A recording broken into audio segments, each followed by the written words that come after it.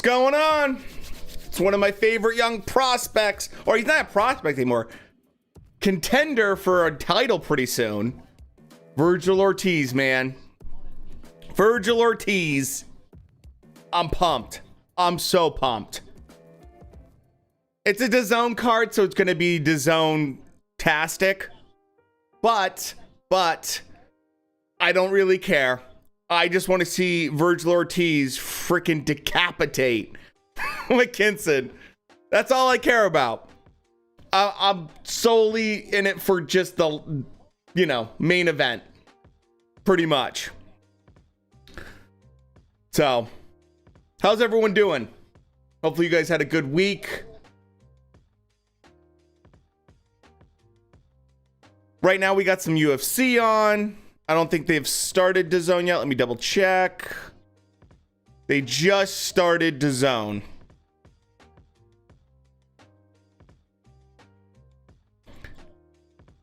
I mean, honestly, I just don't see how McKinson wins this, man. I just don't see how he wins it. I don't think he can keep Vergil Ortiz at bay for 12 rounds. I just don't see that happening, man.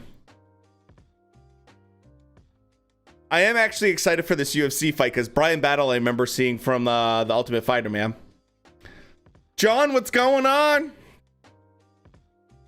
Dana, John, I have some crazy news. I don't know if you guys heard this or not.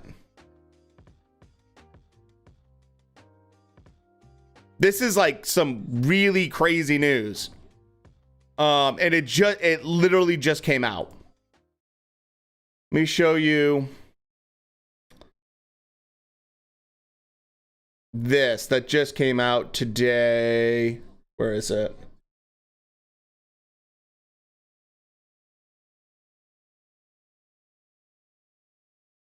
Like, I was kind of shocked. Here it is.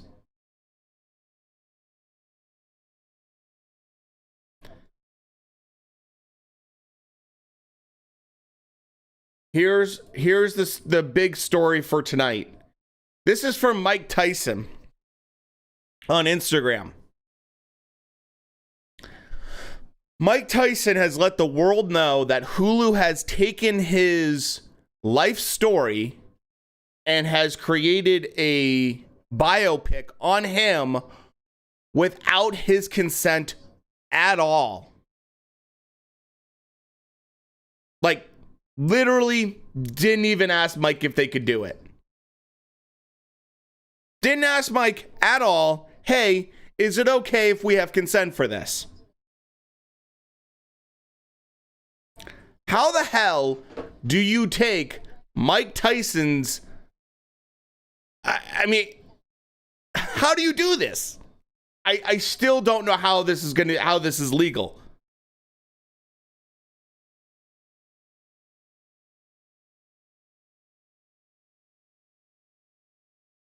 I don't even know. I just don't even know. And in case you're wondering, like, how official a lot of this stuff is, Mike went on to talk about it a little bit more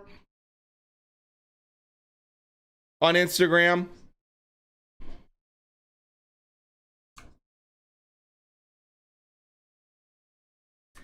Dana White apparently was offered quite a bit of money.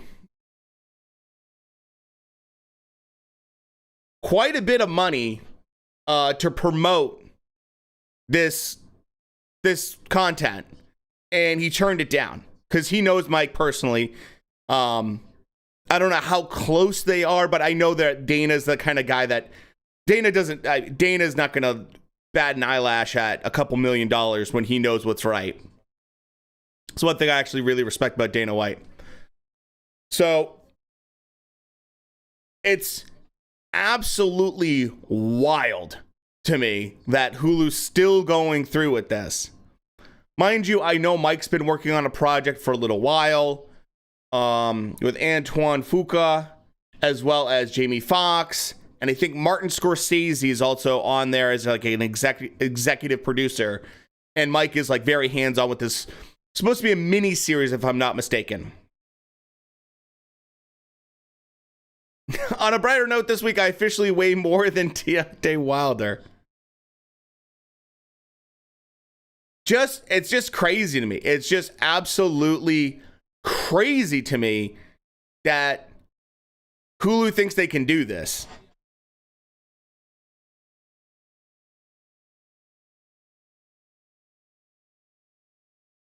They seem like that, man.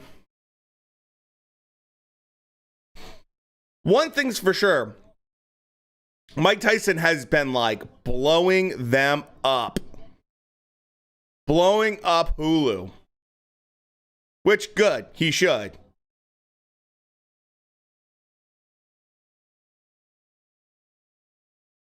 That's pretty disgusting if you ask me.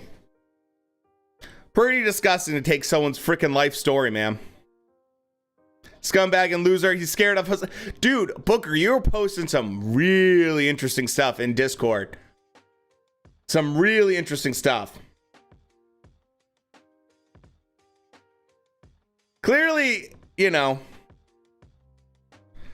Oh, Leon, what's going on? We're doing pretty good. Watching a little UFC right now. We'll switch over to eventually to see what's going on with this DAZN card. We were talking about Mike Tyson's life story biopic being made by Hulu without his consent. And how he's just absolutely fuming about it. His picture of this week, he's out in Las Vegas. Starting to train. Awesome. Oh, Ortiz all day, every day. I predict Ortiz stops him within 6 rounds. McKinson has a 9% KO percentage, dude. How do you have a 9% KO percentage? You know? Jake Innocent seems sparring. Jake is a runner. He's a track star. Oh, dude. Ortiz's jab is just going to brutalize this kid. Mike should, I hope Mike sues the living hell out of Hulu. I hope he sues the absolute shit out of them. Because to me, that's just like so wrong on so many levels. You know?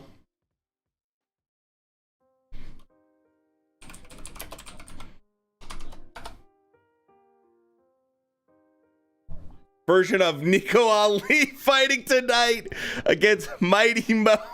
Dude, Hooker is, in general, though, he's like kind of a no-joke guy to a degree because he's so tough to deal with. He's so tall and he has crazy reach and he has pretty good power. You know, like he's a no joke. He's not a joke.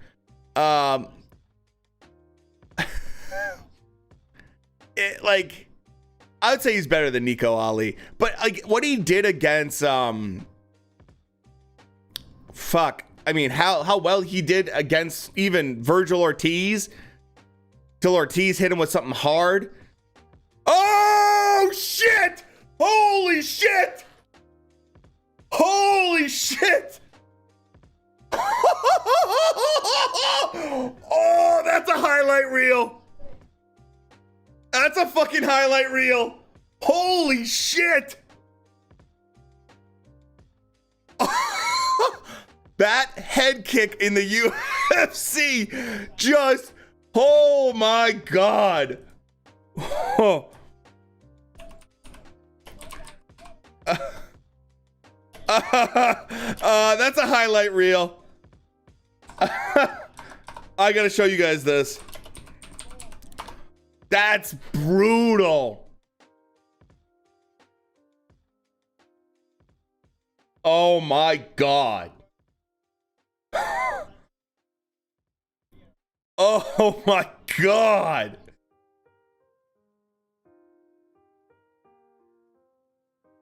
Matt, what's going on? Dude. That That is a hell of a knockout.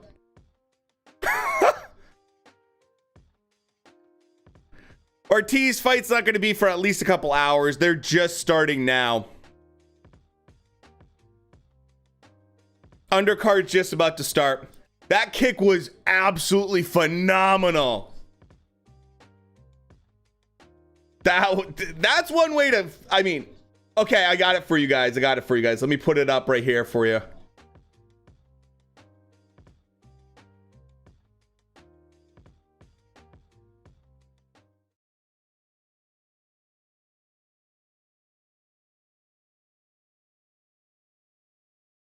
Okay, you ready for this KO, man?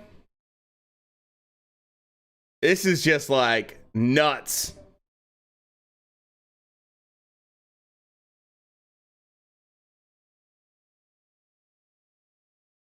Oh, they're gonna show it?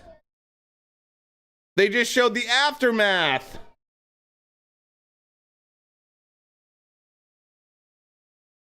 They just showed the aftermath. God damn it.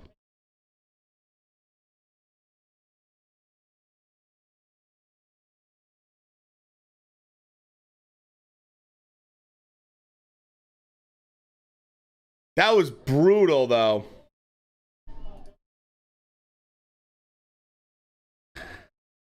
Oh, man. Is this Beck the Bully? Beck the Bully that got... Beck the Bully had one of the all-time great face plants from... all-time face plants. When he got knocked out.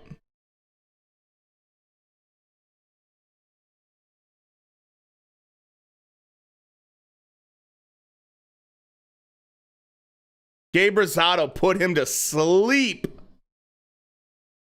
This kid is super aggressive.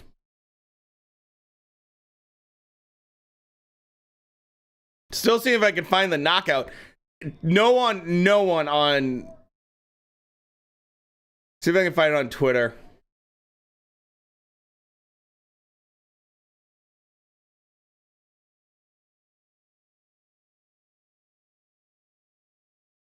No, it's not showing up yet. It will. It will.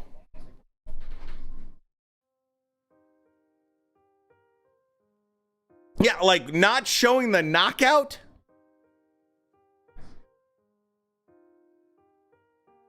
I'll say after his outings getting absolutely toasted. Oh, here it is. I found it. I finally found it.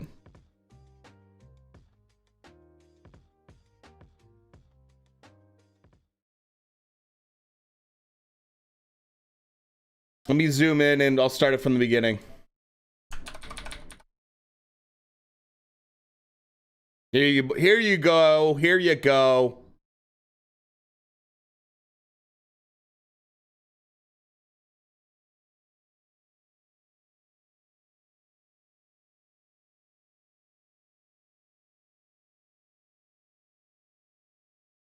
Oh!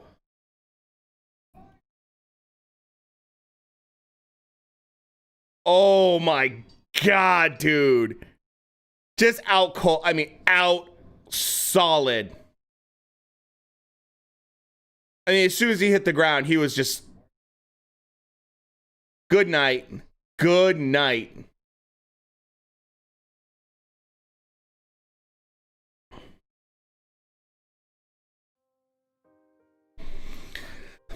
I agree with you, Dana.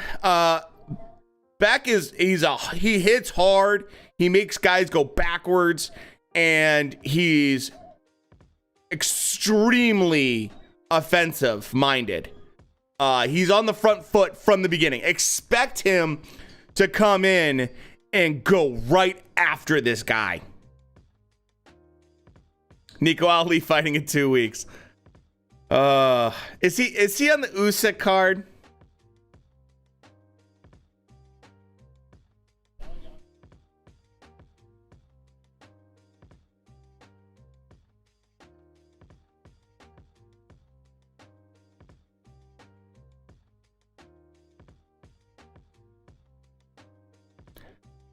He works as a full-time miner?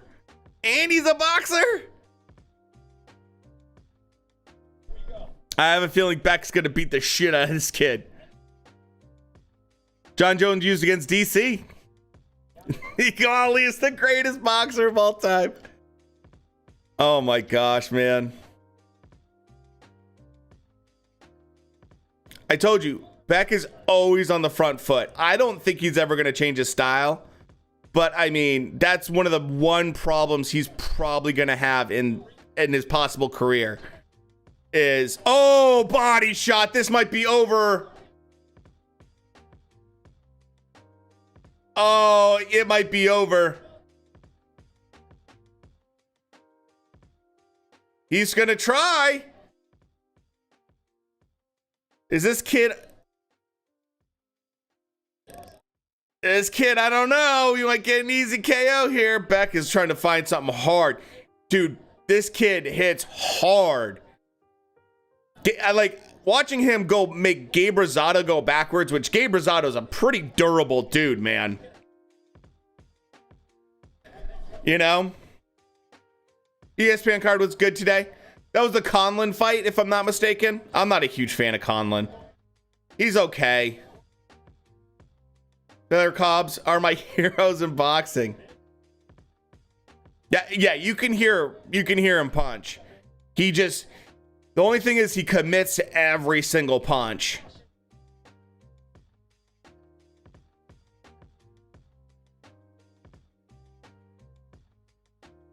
The main event was trash. Conlon, right? Yeah, Mick Conlon is almost 30 years old and has done very little. Just the way it is, you know?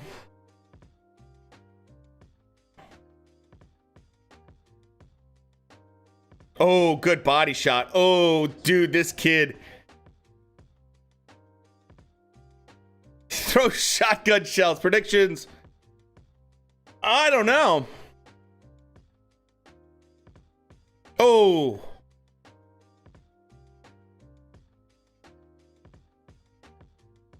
No, that was a straight body shot.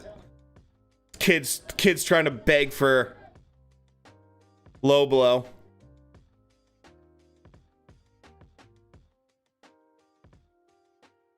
Oh, Beck is just eating right now.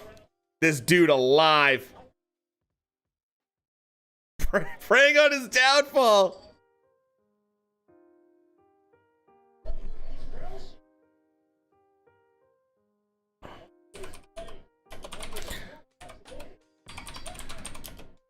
See who else is on this card.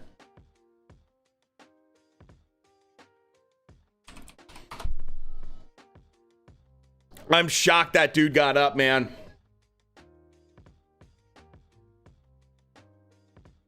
That kid, he's like, shit.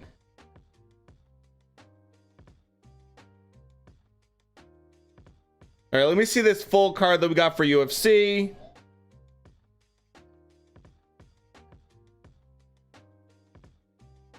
Oh, brutal liver shot.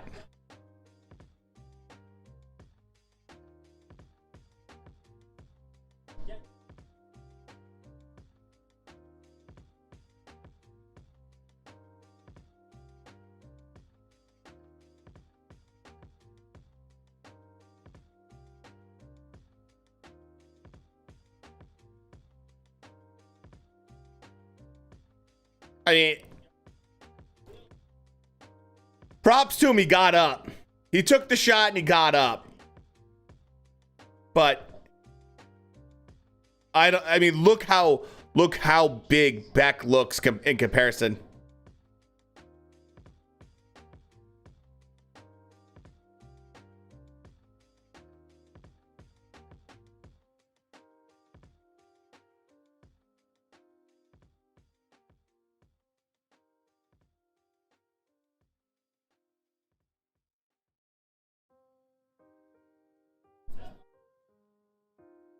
Ooh, good shot. I don't know. This isn't going to go very long. This might go into the third if they're lucky. But hey, that's good for us. We get Maurice Hooker next.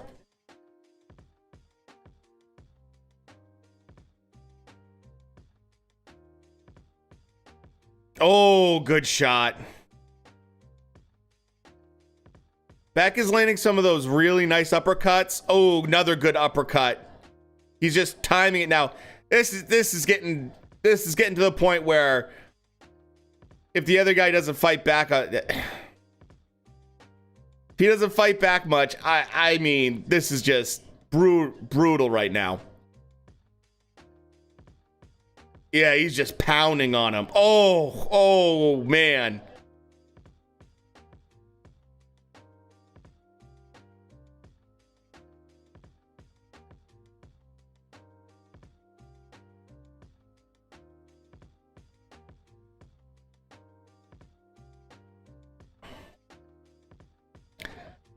At a certain point, you gotta realize you're getting outgunned.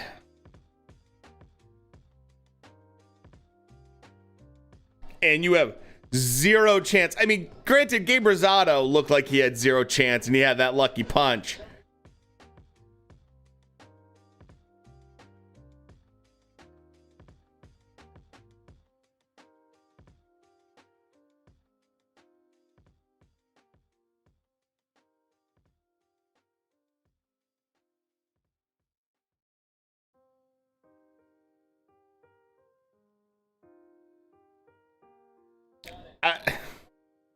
This is getting bad.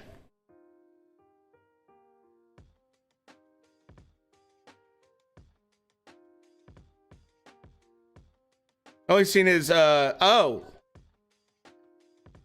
Should have lost that one.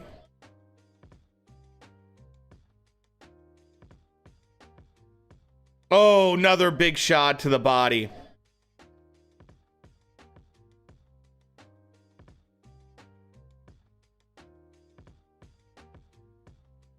This is brutal.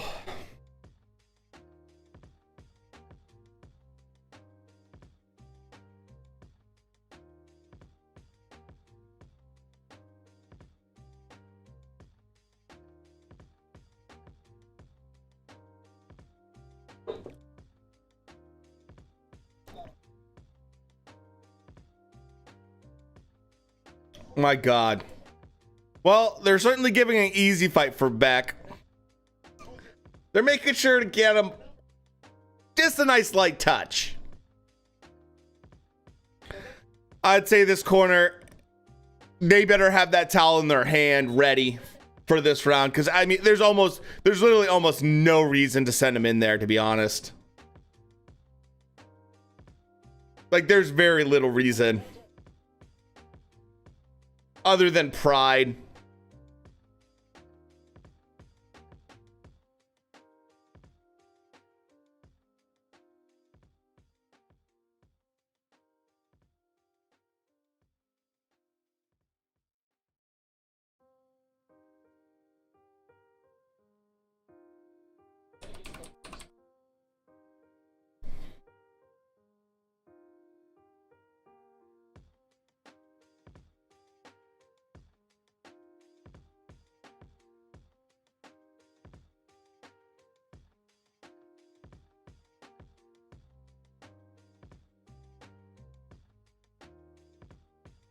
He's just...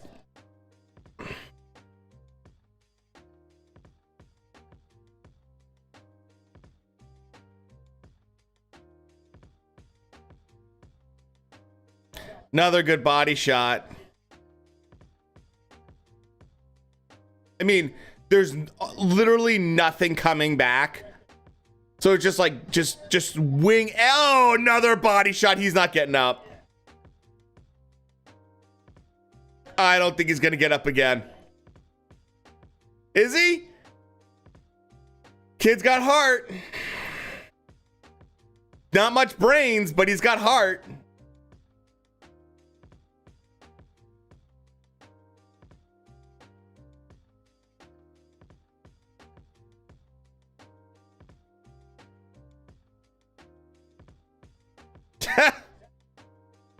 Todd Grisham.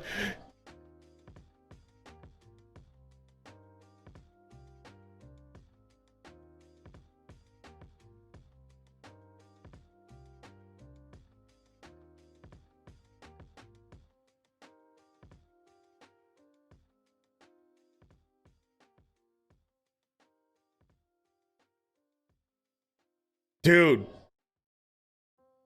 Oh, great camera work right by DAZN right now. Their fucking camera's blurry. Yeah. Saw that coming. See what's going on.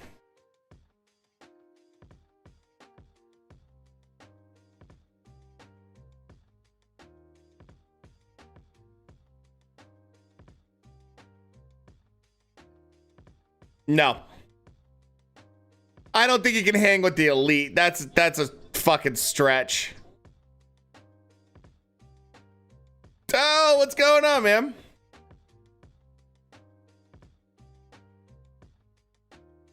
So while we wait, there's nothing going on UFC and there's nothing going on with boxing. I thought I'd show you guys this video that I just found that I think is fucking hilarious.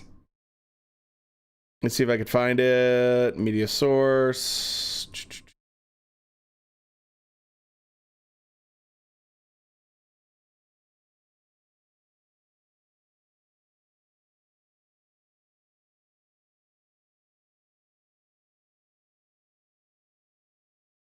Oh, come on.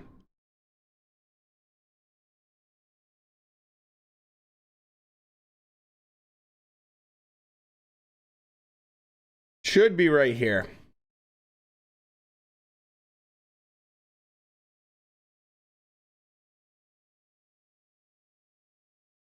Oh, there we go. That's why.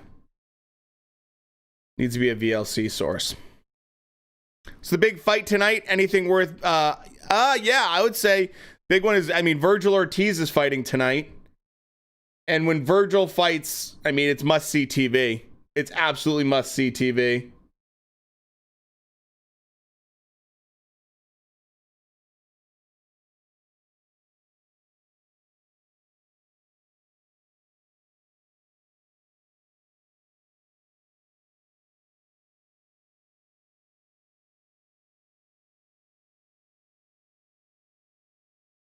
So I would probably say that if you want to put a bet and win a ton of money, the bet of the night to make a shit ton of money would be McKinson winning by knockout, because the likelihood is next to nothing. Derek, what's going on? It's next to nothing. I mean, he basically is such a crazy underdog for that.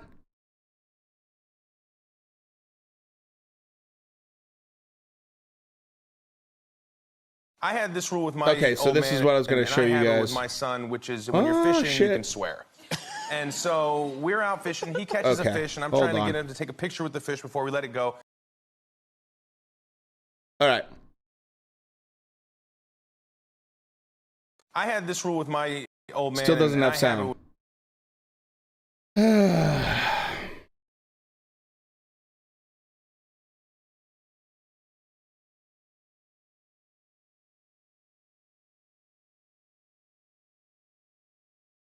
I had this rule with my old man, and I have it with my son, which is...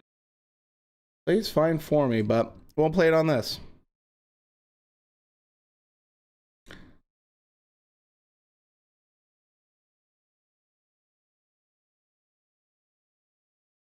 I had this rule with my old man, and I have it with my son, which is when you're fishing, you can swear. And so we're out fishing. He catches a fish, and I'm... Yes, you can. Real quick. Leon, thank you so much for the $5. I appreciate that, by the way. I had this rule with my okay, so you guys can hear this. And I have it with my son, which is when you're fishing, you can swear. And so we're out fishing. He catches a fish, and I'm trying to get him to take a picture with the fish before we let it go. And it flops out of his hands, and these bass have these little spines on their back. And the fin pokes him in the hand, falls in the water. He starts to cry.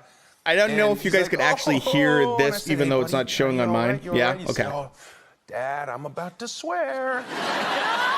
Said, hey, you know the rules. And he goes, that bass is stupid. Well, I think we say, hey, don't say call someone stupid. That's bad. You shouldn't say that.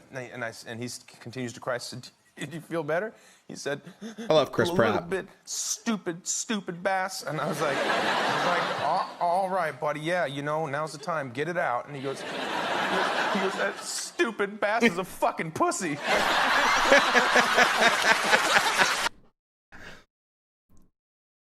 So I thought that was pretty funny. All right, let's see what's going on. If we got any fights, nothing. Because here, the greatest city.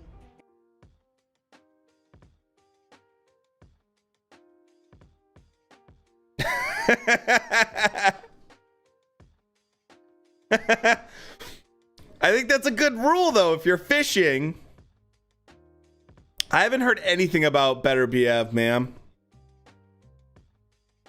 I'm guessing I have to see what's going on with that cut with him.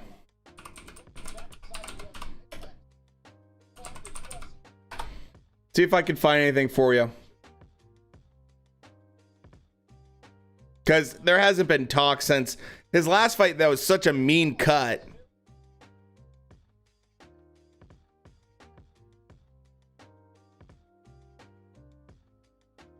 I mean, the biggest thing, everyone says that you should be fighting Bivol next.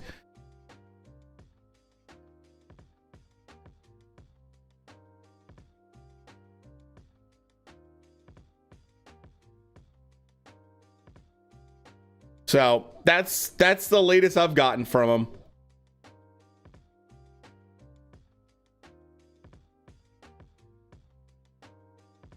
Oh, that's right. He's fighting Yard. He's going to murder Yard. He is going to murder if that fight does happen. I know Frank Warren says it's going to happen, but if Better BF fights Yard, he's going to decapitate Yard. Like, that's not a fight. Sam Alvey isn't he an older guy too? He's been around the block for a while. So with Yard versus Kovalev, I can tell you I remember that fight very well. That was a fight where Yard went in swinging, trying to overwhelm Kovalev, and he hurt Kovalev fairly early on. But the problem was Kovalev was able to hang on. And then after Kovalev weathered the storm, Yard got tired. He got really tired. And eventually, Kovalev pretty much knocked him out with or stopped him with a jab. He was so tired. Elk hunt in November, weights, bikes. Nice, dude. Awesome, John. I just got myself a rowing machine myself. It's fun since that cut against... Oh, dude. That fight is happening. Good. That's right. He had the Joe Smith fight, and he crushed Joe Smith.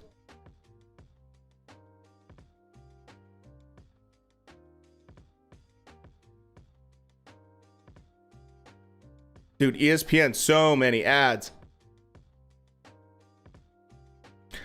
Brown has a tendency to clash heads, and it's not purely like he's just trying to be like pure dirty boxing, like headbutt you per se.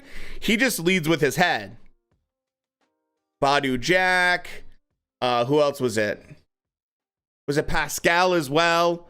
I mean, he's just had a couple of fights where big cuts, either he's opened them up on himself or the other guy's been opened up. So I don't say it's like he's trying to headbutt. I think it's more or less he just leads with his head.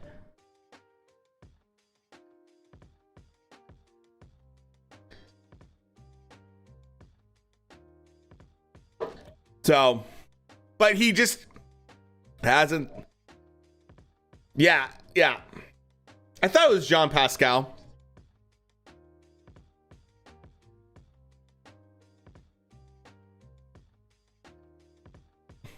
Let's see how well Cobb does against Hooker.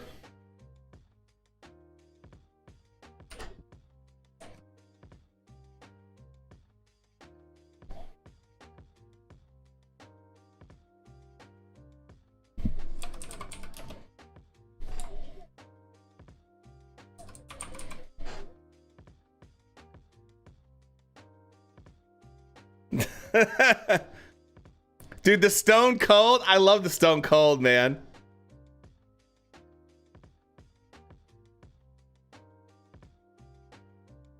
You know? Predictions on main event or this fight?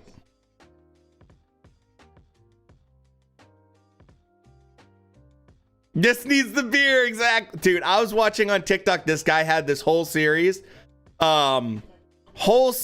where he like did the.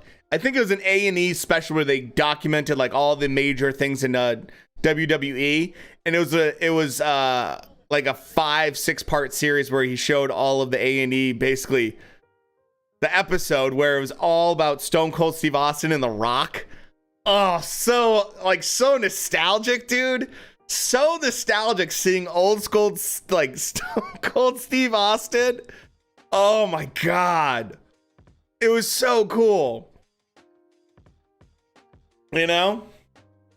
I think I'm going to probably predict Maurice Hooker to win this fight.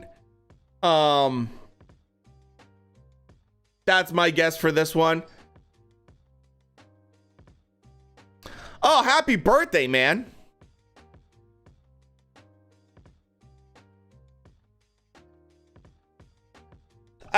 Blair Cobb hasn't fought too many serious opponents. Alexis Roca is probably his biggest name other than Hooker. Hooker, on the other hand, I mean, the Jose Ramirez fight was a great fight.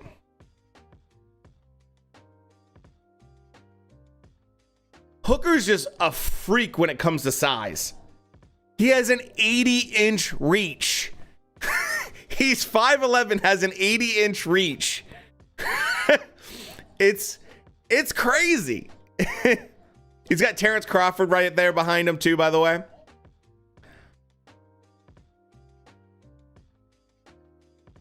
Missed weight by 3 pounds. I don't know how he makes weight.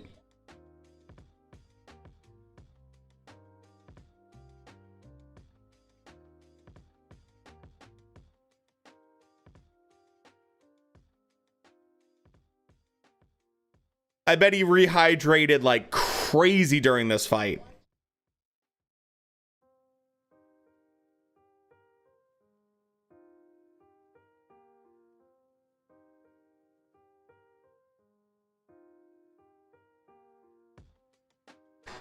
I mean, I'm going to guess. Let's see, he weighed in at, they say, 146. I bet he's going to be closer to 160 probably.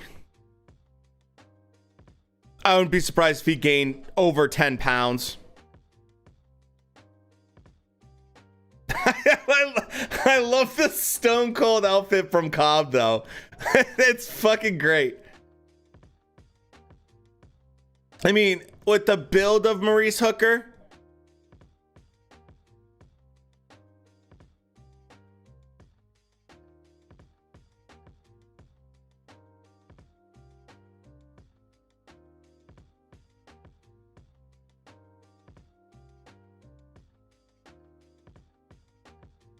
all right.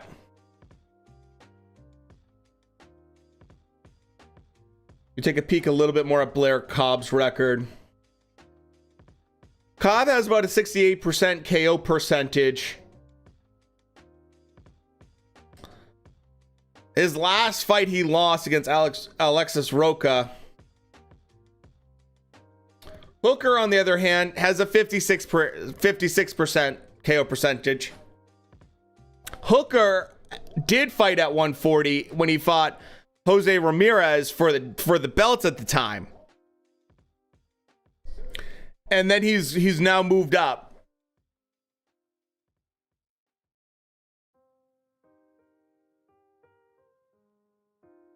To 147. Although, I'm sorry, Blair Cobb came in at 146. Maurice Hooker came in at 150 yesterday. So, yeah, like Leon said, 150. So, he's going to be a big boy in that ring. Just the reach alone, though. 80-inch reach is absurd.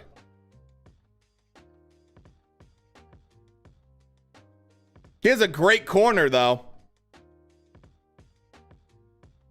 Heavy jabs, yeah. For sure.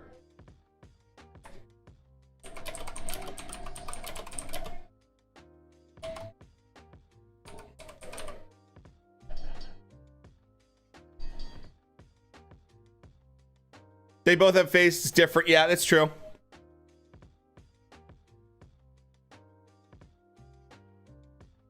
And the other thing you have to wonder too with Hooker, he has some natural gifts and size and stuff like that. But if he's not motivated, if he's not prepared, it doesn't matter. It doesn't matter, man. I mean, I'm 6'3". Yeah, dude.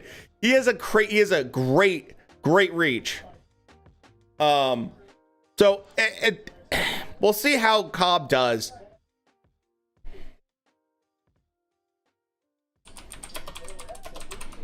You know?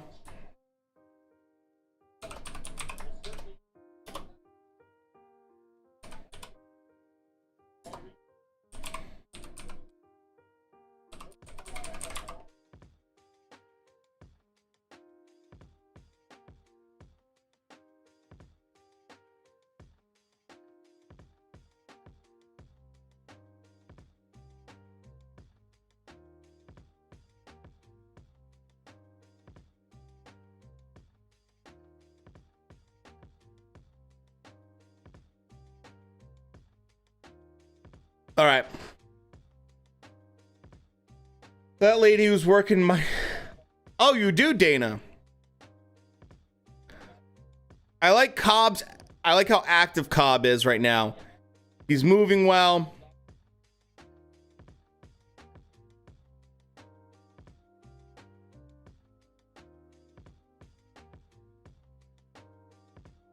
Hooker's looking a little bit shy in terms. I would be throwing a few more jabs if I was him. Just poke and prod a little bit more. But Hooker's trying to land that big right hand right now. Cobb's doing a decent job. I like what Cobb's doing. He's changing angles. He's doing some good work.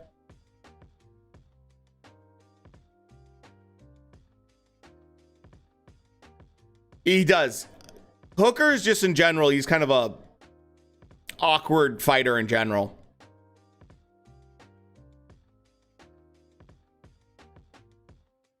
Good little buy shot right there from Hooker.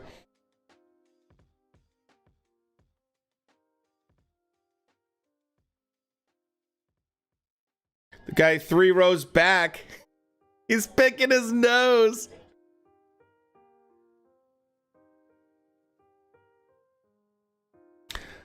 Cobb's just trying to box. That's pretty respectable. Christina Lopez, oh, Hooker! Oh, Hooker's hurt! Hooker's hurt and he's down!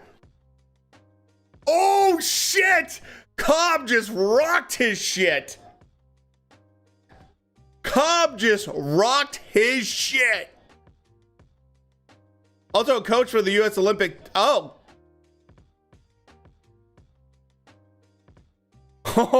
I'll tell you what, if Cobb pulls this off, it's a huge loss for Hooker. Hooker's not looking too wobbly right now, but those were some big shots he just ate. Huge shots. Blair Cobb's laying some more. Cobb's is just doing a better job of changing angles and then picking his shots. Because he's Hooker, I mean, he's skinny but tall, yeah. Now, great opening. Hooker is deceptive in size. He, like I said, crazy long reach. And I guess his dad also has extremely long reach as well. They say he's 5'11". He's pretty close to 6 feet tall. And he's just like insanely lean.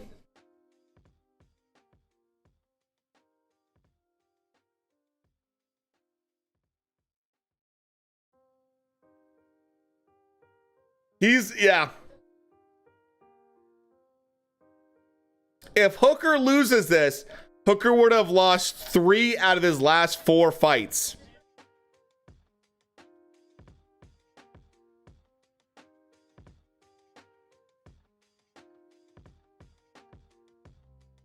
Usman brother has this. Is he fighting right now, Booker? Oh, Hooker goes down again. Straight left hand.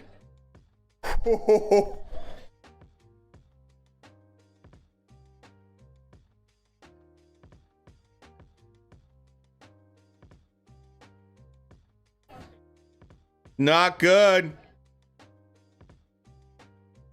War coming up with, yeah.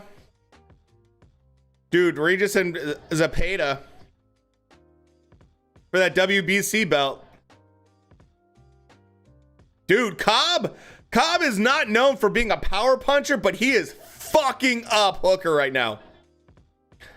Why Hooker move like that?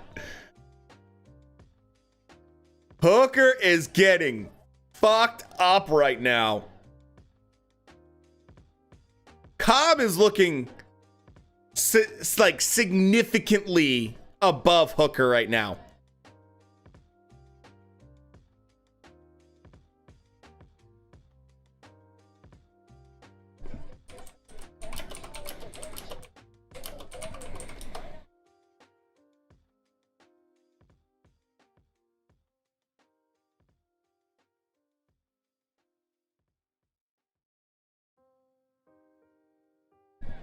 Yeah, and he's eating a lot of shots.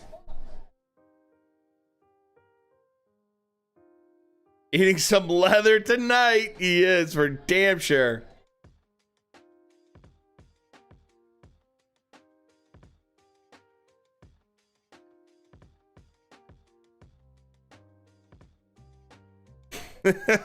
he's giving CTE.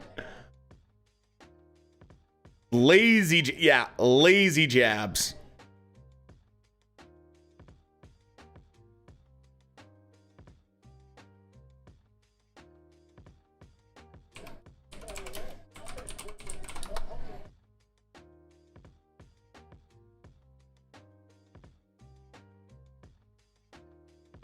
Trying to climb his way out, yeah, though.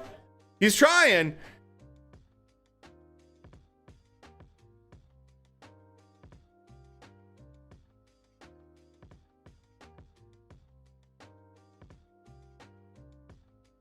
I keep getting distracted by Oscar De La Hoya's girlfriend.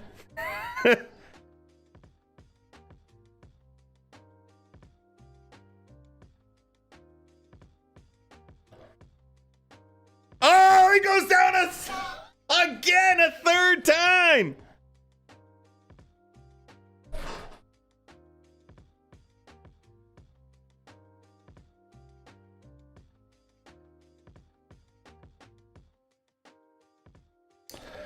Shit. Hooker's getting beat down.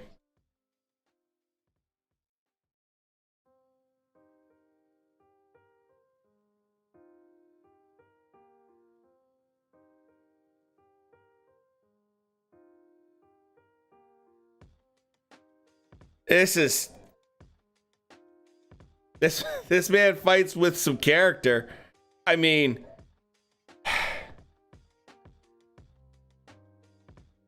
the other thing I don't like for Hooker, you got Terrence, you got Bomac, you got like 3 people talking to him right now. He's down 5 points. Jesus. I mean, it doesn't get more basic. It doesn't get more basic than right down the center left hand. There's nothing more basic than that. I mean, Hooker's lucky that Cobbs doesn't have crazy power.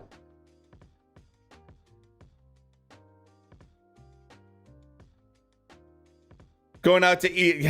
I mean, it's like these are fundamental punches he should know how to block. and should be anticipating. You're fighting a left-handed fighter, fighting a southpaw. Like, of course he's going to use a lot of the punches that he's using. Granted, there's been some really good hooks that lead right hooks from Cobb have really been set up well with counterpunching.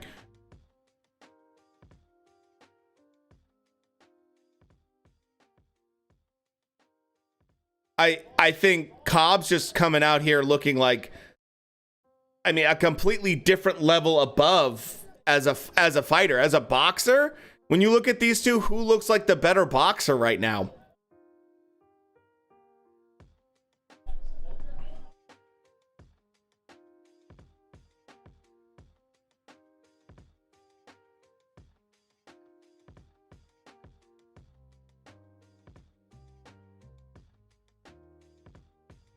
It's not like, I mean,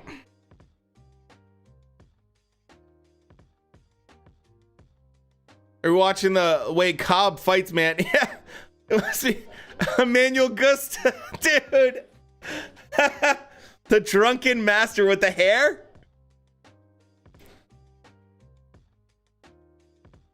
Hooker's trying to get in there a little bit.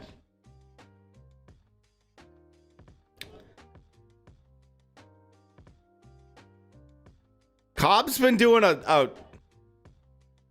really solid job. I expected Hooker to come in there. Oh, they both trade some good shots. This is turning into a fun fight, man. Cobb got hit and he landed back.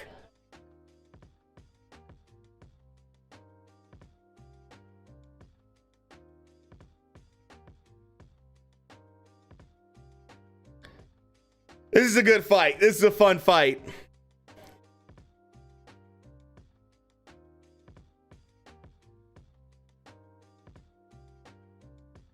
This would be huge for Blair Cobb if he wins this fight.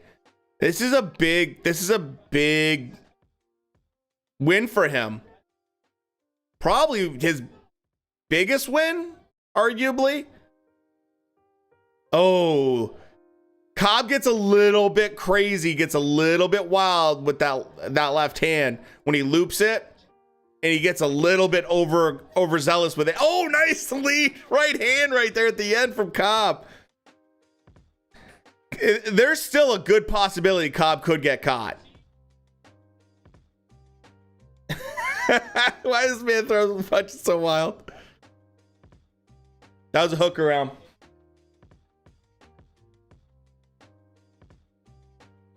I got to be honest with you guys.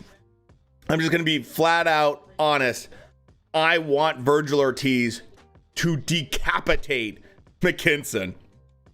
I want him to go in there and crush him. And I mean crush him. Throw down in the middle again. Well, I mean, to your point, you know, has mastered that. Yeah.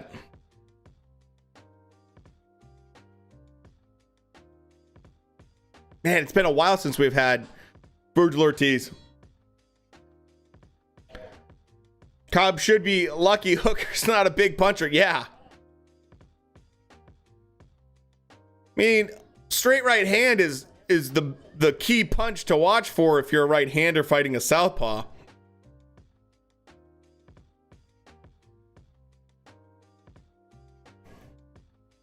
Hell yeah, Team Ortiz. I'm such a big fan of Vergil. Oh man, now they're... I like that the ref's letting them scrap.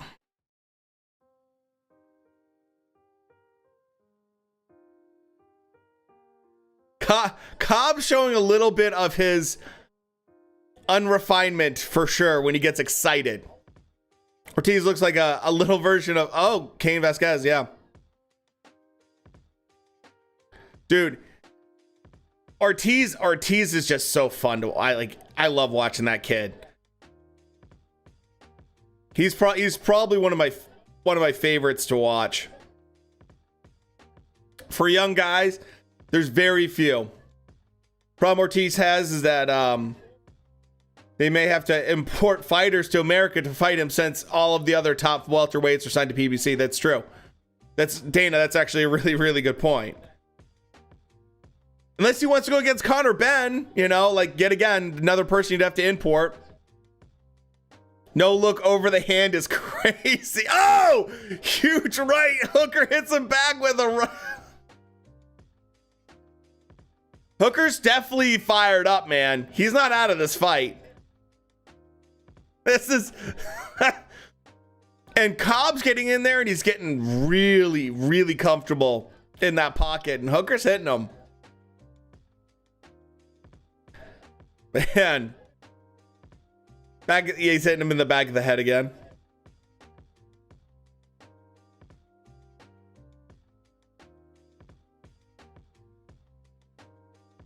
Ooh, a little head clash there. Hooker does have a little mean streak in him. He's not afraid to throw down.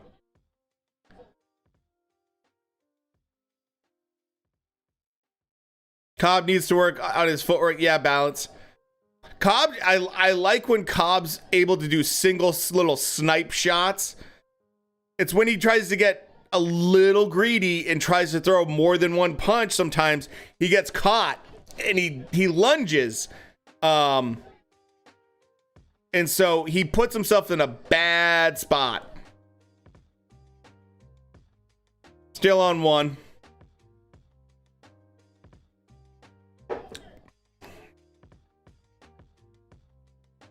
This is a fun one though. Yeah, he has a tendency to jump in, which is why they're having some head clashing right now. For sure. But hey, it looks like Hooker has weathered the storm for right now.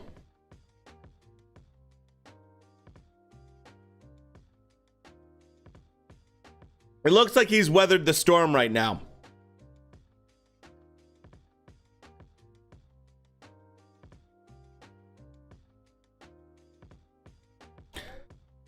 That's actually some good advice from Cobb's corner. Don't try to do too much. This is a really good fight right now. Cobb is vibing. Swelling up a little bit, but he's not too bad. We're flipping back and forth between the two. Right now we're purely on boxing just for this fight, and then we'll switch over once we get a little break. Or sometimes in between rounds I'll check. Best punch is when he dips his head down to the left, whips that right hand. Oh, that lead right hand, when Cobb can land it, man, it's really not something that looks like it's hurting Hooker too bad, but it's enough that it just shocks him. He just doesn't see it coming.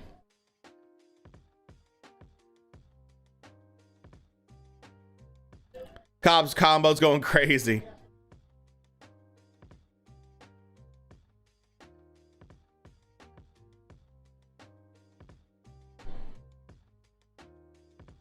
A lot of quick knockouts and submissions in the UFC tonight. Hey.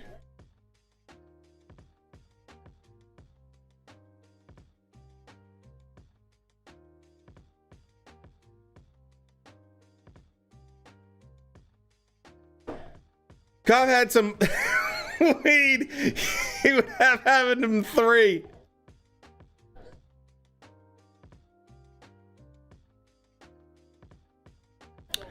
Problem also Ortiz and Boots have is, yeah, no organization's going to make them Mando. Because, yeah, everyone wants to see Bud versus Spence. That's so true, Dana. Absolutely. Conor Ben came out this week and said he wants to fight.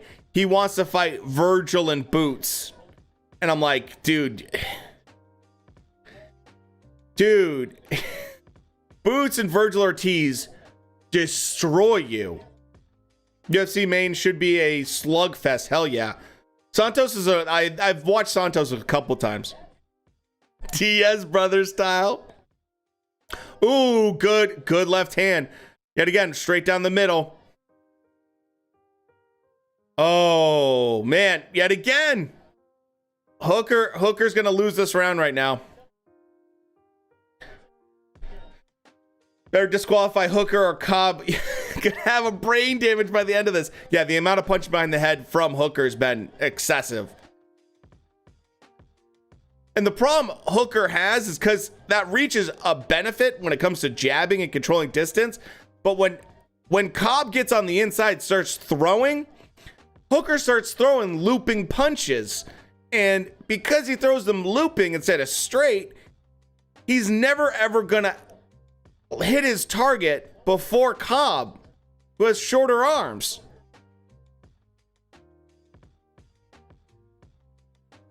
There's a mouse that has started on the right eye of Cobb, though. That's pretty decent.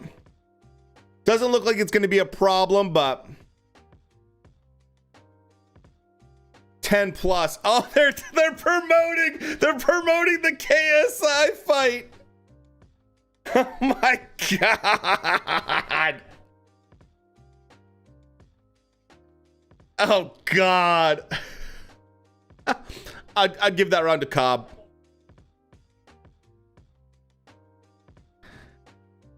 No, he's not utilizing his reach. 10 plus behind the head at this point. Yeah, it's excessive.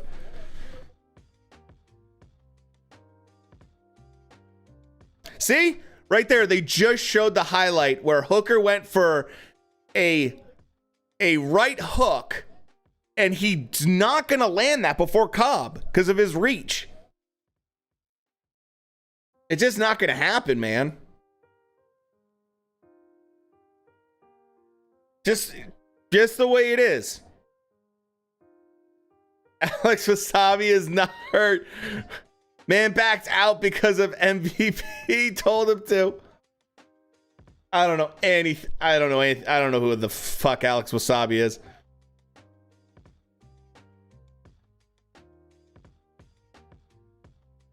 Oh, good shots right there. Cobb now swarming Hooker.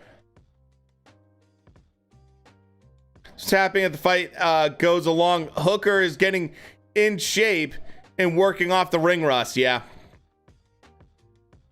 That's the guy KSI was gonna fight.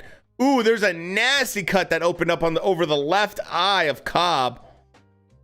That's a nasty cut. I don't think it's big enough to affect the fight overall. It's not the worst spot. Yeah, it's a pretty manageable spot. These guys, I'm not surprised that they finally someone drew some blood with a headbutt. Not surprised at all.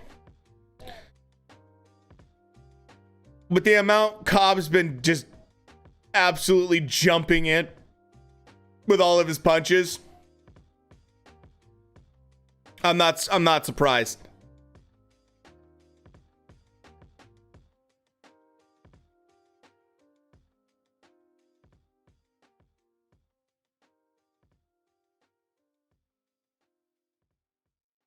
All right.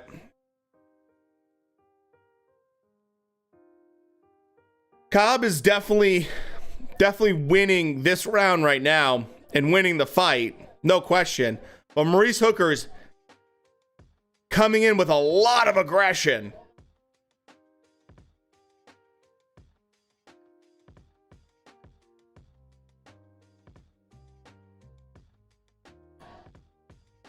I don't know about that.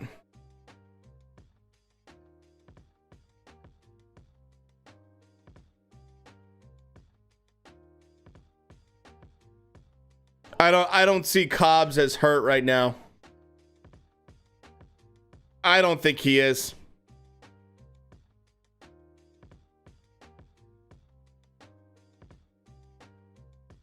If Cobb is hurt at all, I would say he's maybe a little bit stunned from head clashes, from hitting their heads colliding. He might have got a little bit dazed from that, but it's not from anything Hooker's actually done. You know what I mean? It's like, you know, obviously it's going to ring your bell a little bit if you clash your heads like that, but it's not because Hooker hit him with anything.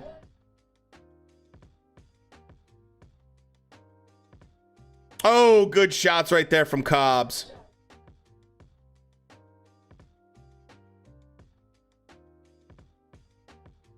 Another good shot from Cobbs.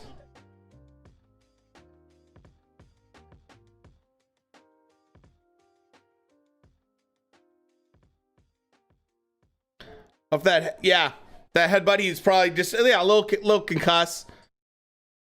Definitely, Dana.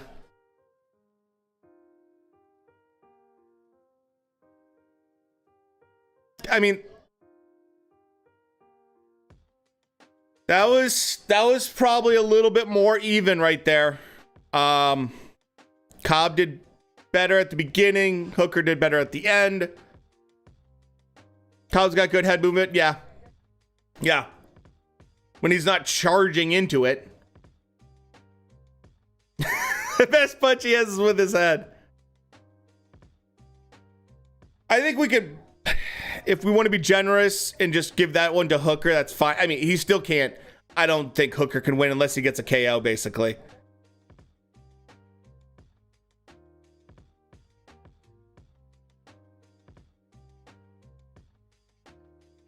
That's the only thing that's done damage.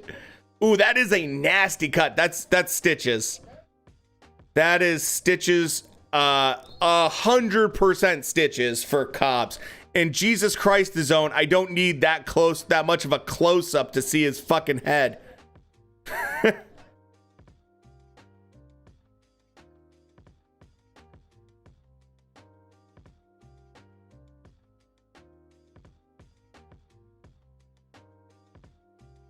Yeah, good thing. Yeah, it's not on his eyebrow. It's off to the corner. Blood's not going to go into his eye. He's lucky. He's lucky it's like that.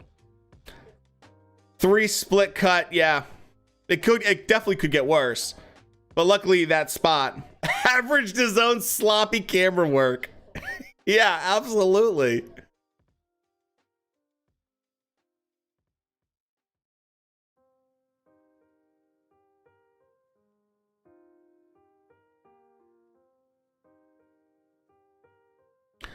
Let's see what, I mean, I like the aggression from Hooker.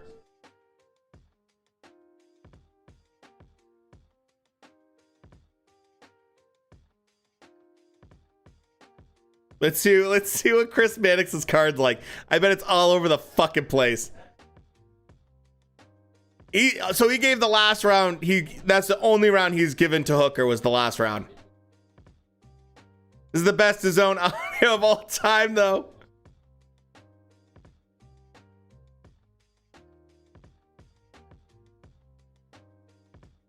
Man.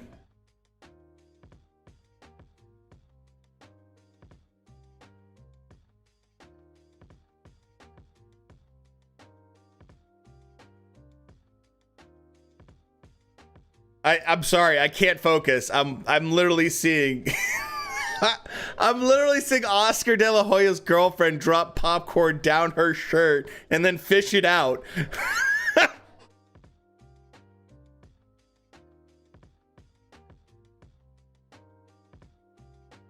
It's like I'm trying to watch the boxing match, but I can't. Score some of these rounds. That could swing to Hooker for sure. I mean, Hooker's gonna need pretty much a KO. He's gonna need some knockdowns at least. Her proportions are weird though, Booker. Her eyes to nose proportions are just, it's like an owl. Her eyes are really big and she's got that like beak-like nose from plastic surgery. She's got that owl look. You know? It's all Nico Ali is in the ring.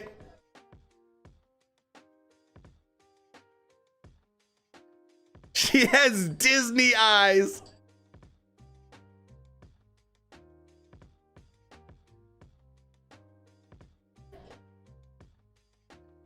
Hooker's got to have a little bit better output. That was kind of a bad round for both of them, to be honest. Both look tired. Both are tired at this point.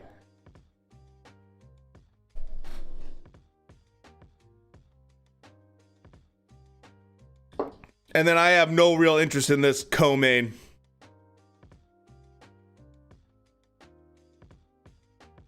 I've seen Esparza fight. I have fucking no interest. No interest in this co-main women's fight. Michael Jackson knows, yeah.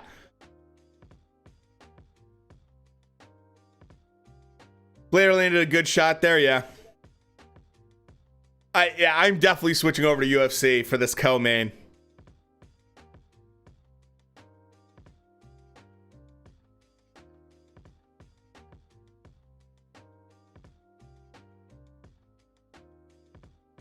Regis Prograis is super pumped right now on Twitter about everything that's going on.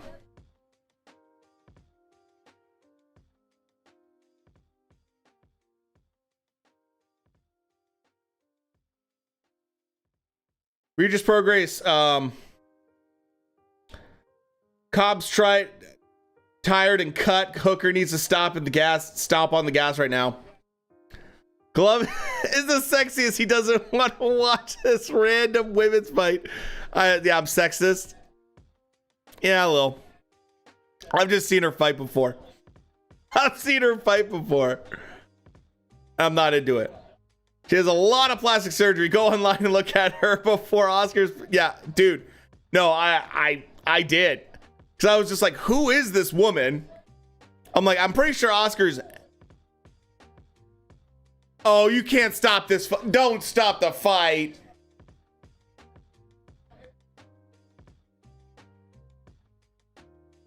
Oh, another brutal headbutt. Barbie girl for sure. Yeah, absolutely.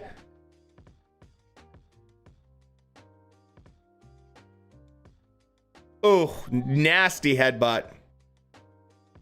Or should say heads coming together.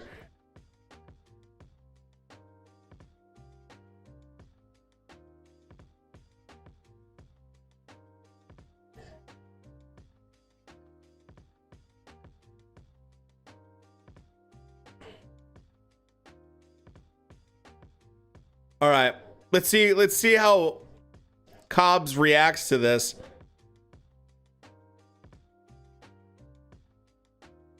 Cobb's getting a little wild still. He's lucky when their heads came together on that last clash. It wasn't right on that cut, because if it did, that would have been disgusting. Oscar's first wife was Miss Mexico or Venezuela. Ooh. I Googled her. She looked like normal. Like, she looked very, like, not plastic. Gabe Rosado said, Blair has to stick to the game plan. Don't let the cut become a distraction. Stay locked in.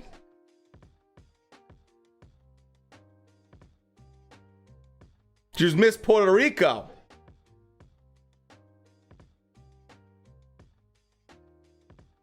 Regis Prograis just chimed in back in. Hooker just can't seem to get out of the way of the left hand and right hook. It's true. Oh, nice right hook right there again.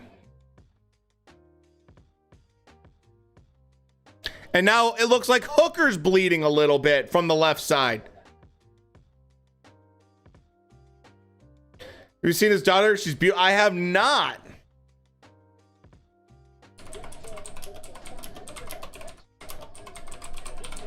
Well, I'm guessing if her mom was Miss Puerto Rico, then yeah.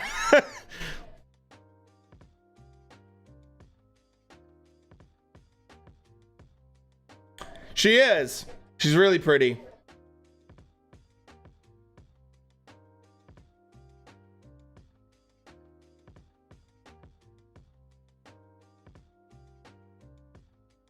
Now he's getting booed. Ryan Garcia's Oscar's child.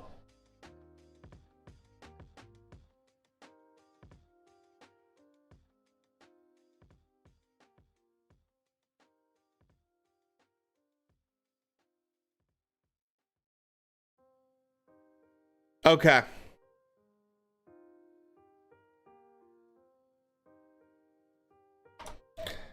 I don't love that Terrence Crawford's chiming in so much. Miguel Cotto's wife.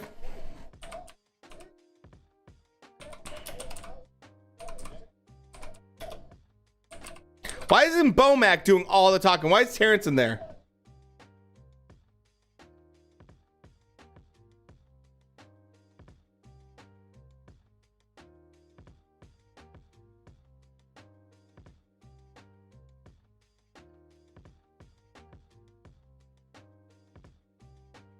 Crawford's so mean. Told you tonight, it's crazy. 30-second submission. Holy shit.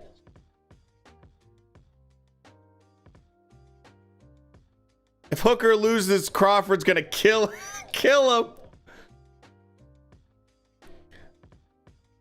Regis Progress just said everything Crawford's saying in his corner is absolutely correct. I just don't think Hooker is mentally there tonight. Jamel Herring comes in and says, Bud telling him everything right. Mo gotta play chess.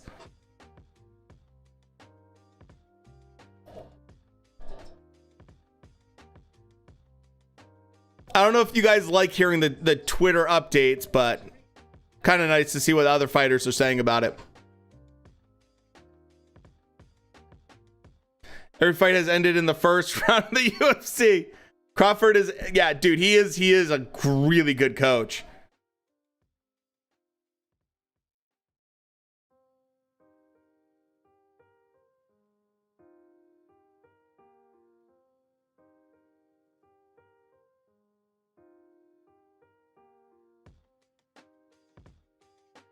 Let's see. Cobb's playing a little bit safe right now, which is probably the smarter fight from this standpoint.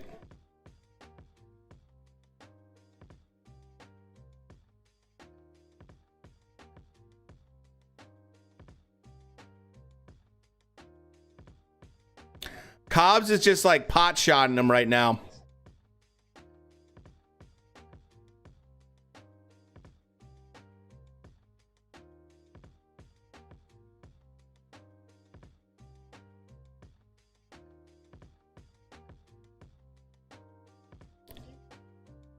Cobbs is making it very difficult right now for Hooker. Hooker needs to cut off that ring and get a little bit more aggressive for sure.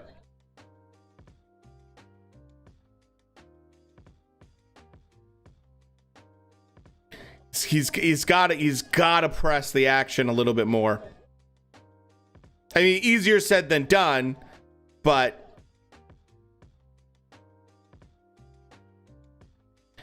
Cobbs is like, he already knows he's up on the scorecards. He should win this fight. He's just got to play it safe. Couple shots, move, couple shots, move, couple shots, move.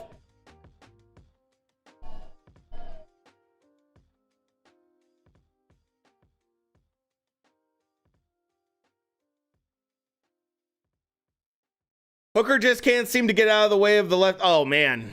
Good shot. Hooker needs a miracle KO at this point. Steve Kim.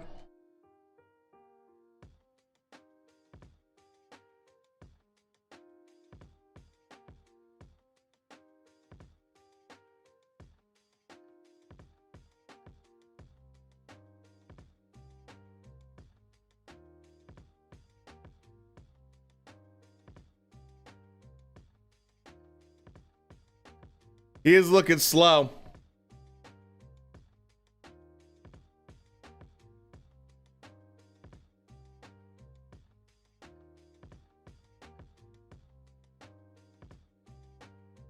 Show you guys really quick. Here's the submission from the UFC.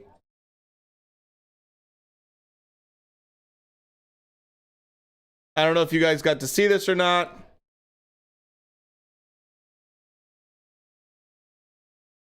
Right here, rear naked choke. Really nicely done.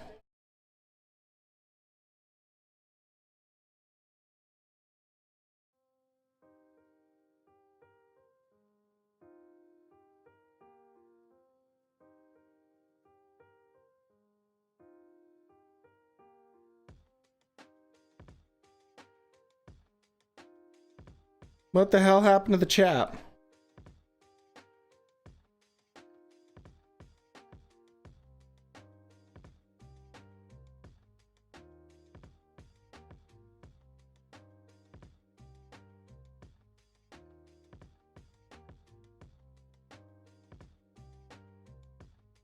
Hold on, let me see if I can find this.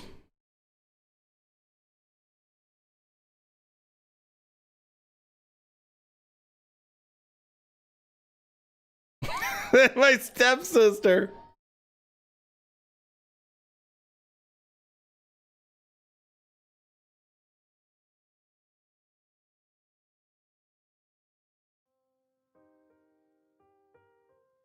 Here it is.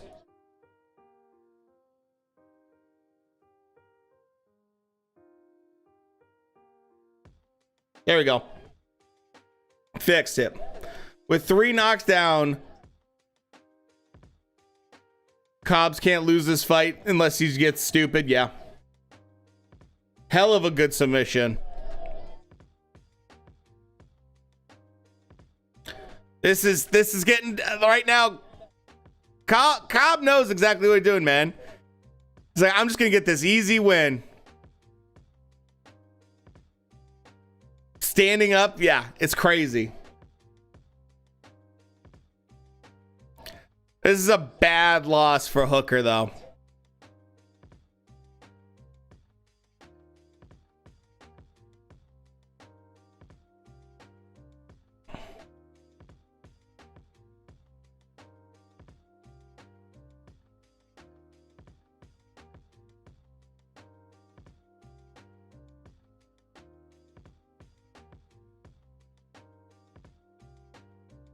Yet again, straight left hand, can't miss. Disappointed with Hooker, though. Yeah. He was going to do... Yeah, I thought he was going to do more of this fight, too, man. Absolutely. I was picking Hooker to win this. Boring 3 rounds. Yeah, Cobbs made it really boring. Hooker gave him CTE, so he might lose the fight, but he won the war. It just sucks when you see a fighter that you know can perform better just not bring it. Cobbs is smart. I mean, he is. He won the fight. He won the fight.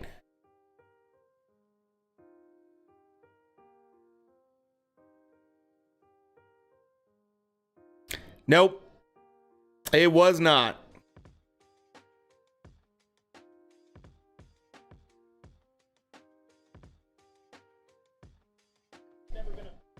Here's a question. Devin Haney asks, who's the better fighter? Blair, Cobbs, Rolly Romero.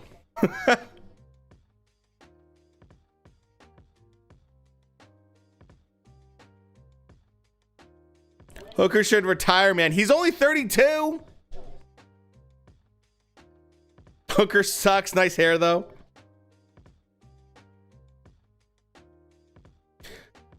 Someone just brought up, is someone like Maurice Hooker the next Conor Benn possible opponent? I don't know.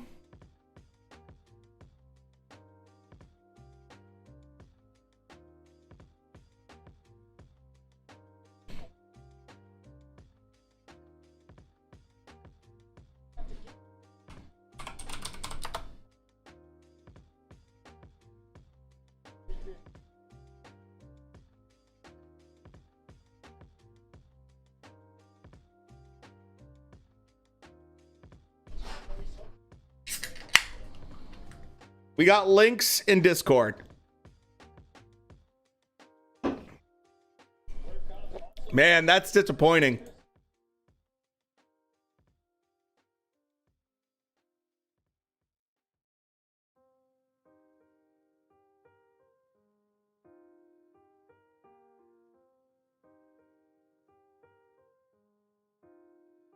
Let's see what the score is.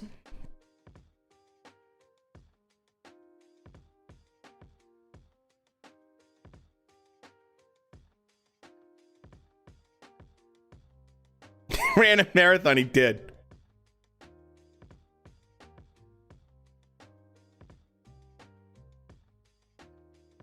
He really did at the end.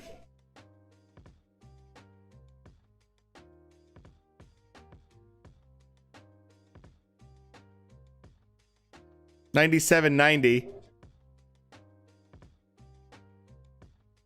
$96.91. Unanimous. Cobbs gets it. Oh, that was his issue last fight because he didn't have it braided. Well, he learned.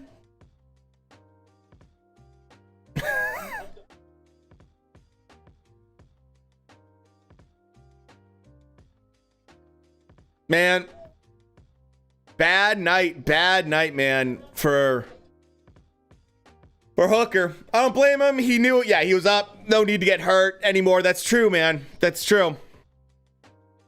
Pouring as hell, though, for sure. Let's see what's going on in UFC right now.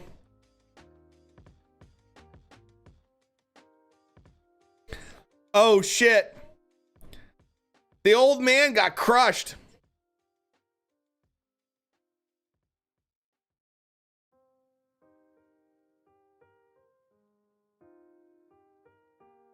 See if I can get up to the most recent. It's just ads right now, of course.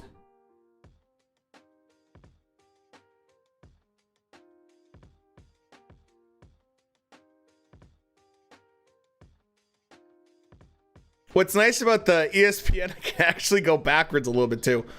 Oh, shit!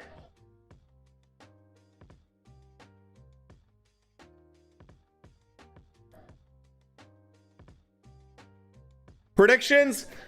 I'm predicting Vergil Ortiz stops him within 6 rounds. And I don't think it's close. That's just the biggest difference. The biggest difference between these two fighters, they're similar height, similar reach, similar, you know, record.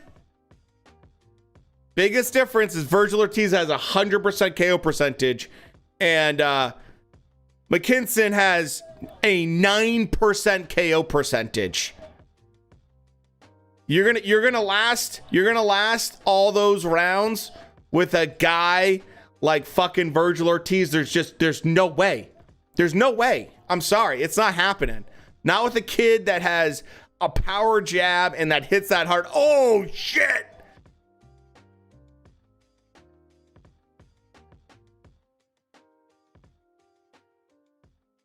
Portsmouth, yeah.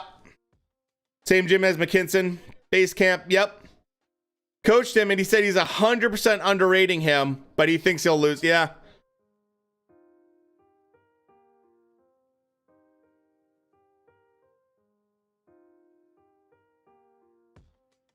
Is a lock 8-1 odds. Holy crap. That is quite some odds, though.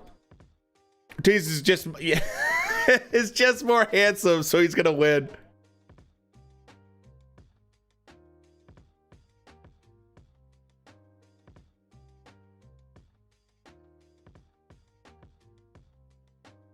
Honestly, it's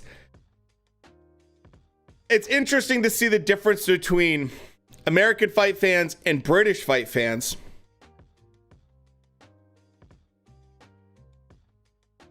And British fight fans don't say that like Vergil's not going to win, but they think McKinson can go like the distance with him, which is interesting.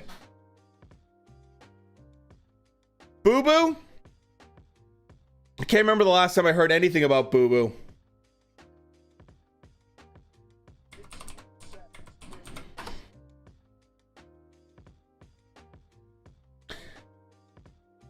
July 20th is the latest WBO orders to Boo Boo basically defend against Drabinski. I cannot pronounce this last name, and I don't know this guy all that well.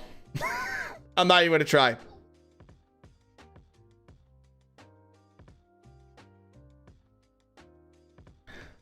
Closer to putting some cash on Ortiz Jr. KO him in the 3rd round. That's 3-1, yeah. I think McKinson will win because he's a scrapper and knows his head movement.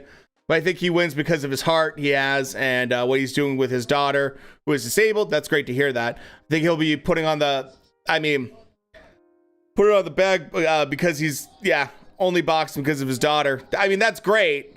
I think Ortiz is just so strong. He does. He's with Robles. He was with Garcia, and he just changed. Boo Boo want payday. Of course. Kambosos versus Haney 2. Better be a, dude, absolutely better be a knockout. IG, thanks for the follow. Appreciate that. Hey, I'll say this for McKinson. This is a huge fight for him. This is his chance to prove to everybody what he has. Even if he loses, if he throws in there and he goes in there and does a really, really, really good job, this weight class is so fucking competitive. It's such a crazy weight class that there's absolutely room for him to be in there. And look, there's guys, especially back in the UK, that he could absolutely match up with. You know? So for him, this is a win-win situation if he does well. If he goes in there and he gets dusted, it's not going to be good. But if he goes in there and he does well, I mean, it doesn't matter if he wins or loses. If he puts in a really good performance against, honestly, one of the bigger title contenders out there, that's huge. That's a huge, huge deal. John Jones ran right through him. John Jones was a monster.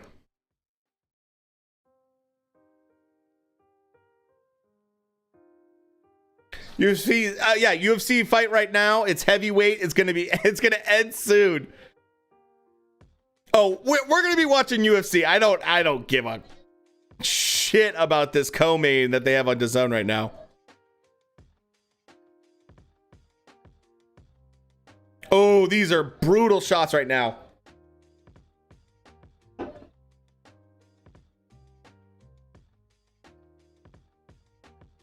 This is the money fight.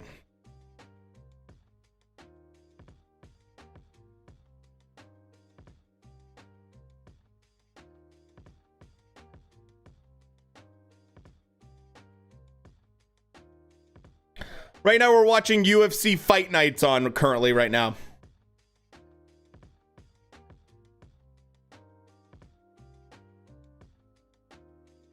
Heavyweight submission. Oh God.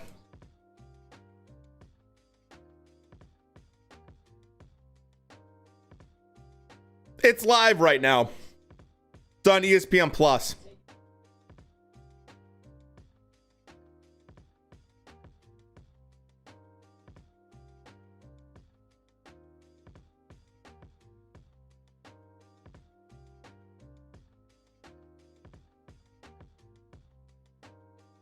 Here we go.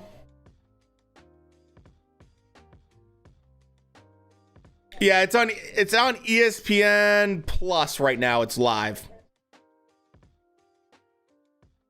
That's how I'm watching it.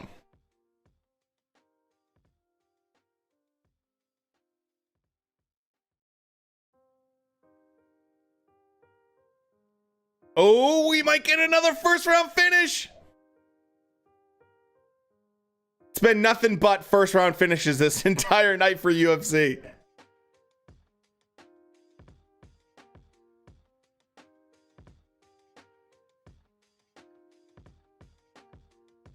Bivak is doing some nice damage from behind.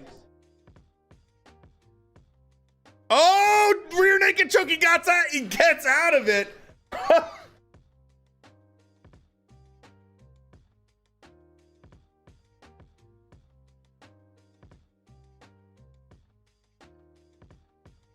These big boys are going to get so tired. I hope someone gets knocked out soon. When you're dealing with guys this size, they're going to gas so hard on these 5-minute rounds. Oh, huge punch. He just ate it. Fat boy weight class. Oh, yeah, it's a women's co-main that I have no interest in. White Trunks wins 100%.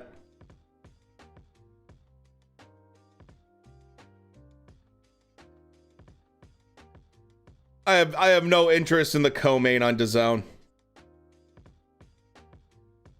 Spurs, I've seen her fight before. Whoever's hotter wins, and I'm just not terribly interested in seeing her fight. I don't know her opponent all that well. And you guys know me. If it's a good fight, it's a good fight.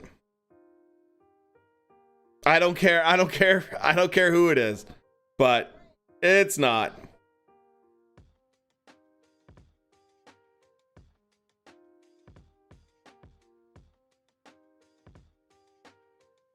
White Trunks is hotter.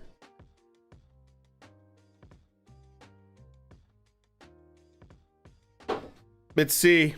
I'll switch back.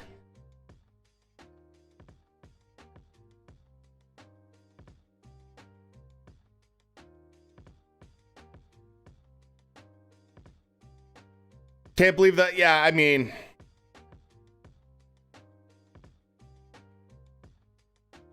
it's a WBC WBA, so that's probably why.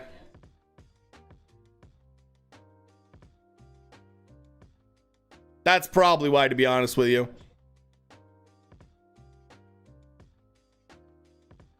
I mean, the biggest problem is just Golden Boy stable is so weak right now.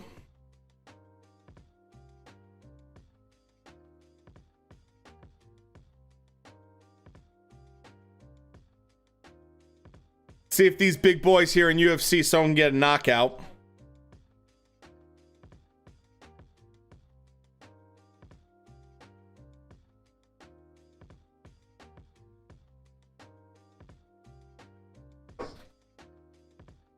For before the fight is weak as fuck, their feed.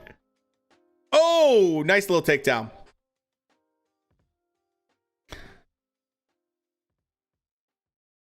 Oh, yeah, no, DAZN has audio issues like every single broadcast. I don't know what it is, but it's like every broadcast they have issues with audio. We saw earlier where they cut to a camera that was blurry. And it's like you couldn't see what was going on because it was fucking blurry. It's just like, come on, guys.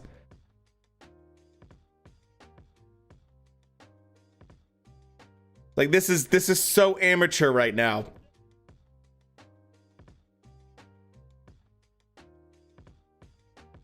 Yeah. I did too. For DAZN. Yeah, moving to the, as soon as I started doing like pay-per-view stuff, nice takedown. Booker. I did the same thing, ma'am.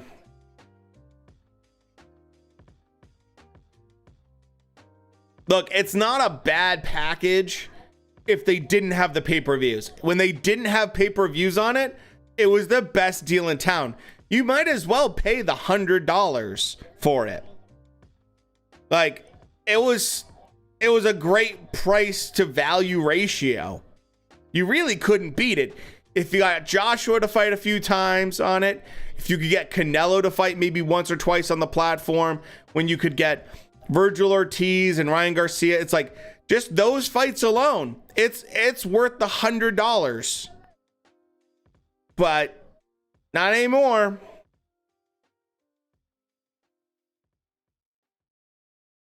You know, it's just like, oh yeah, absolutely. Absolutely should be free.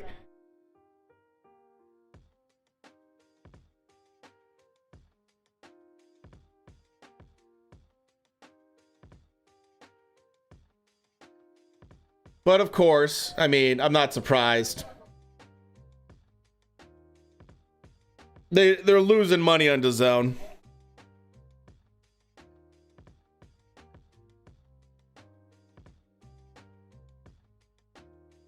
And the amount of people that are upset with the prices that they're having to pay for Usyk, and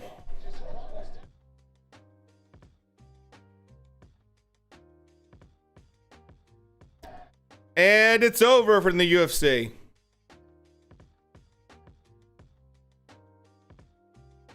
Yeah, he was getting beat pretty bad. The people in the UK are not happy with the price for Usyk AJ2. They're really not happy. Big boy took an ass beating. Yeah, he did. It's not the worst stoppage.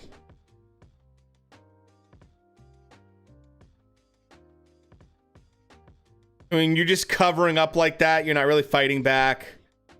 I probably would have given him a little bit more time to see if he could move and try to do something.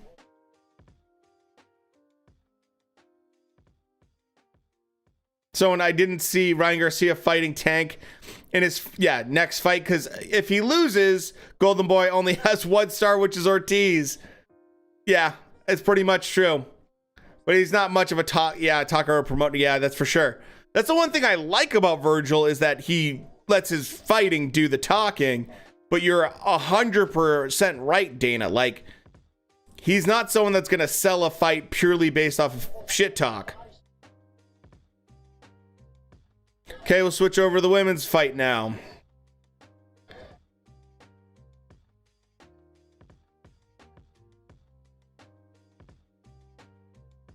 As long as these girls don't get tired, we'll be okay.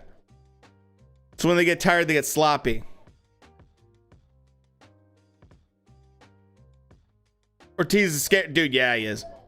AJ versus Usyk 2 is on Sky. DAZN lost the purse bid.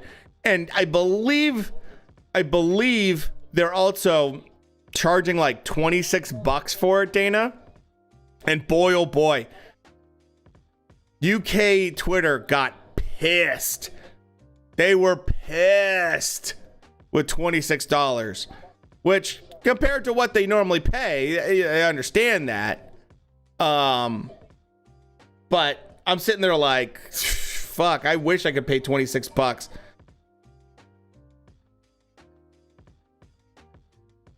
Going rate for pay-per-view in UK. Most times they don't pay for a lot. I mean, they don't do any.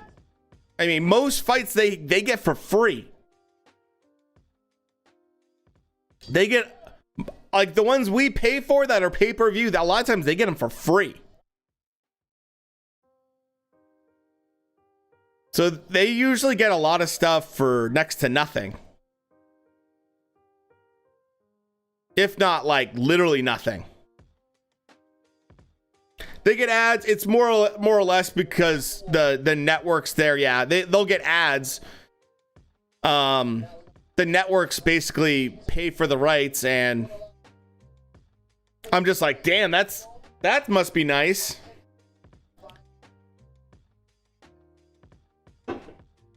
We're getting like $80 pay-per-views for Tank to fight Rolly. They pay like $20 to $30 for pay-per-views over there. They were really upset about $26 or 26 quid for AJ versus Usyk.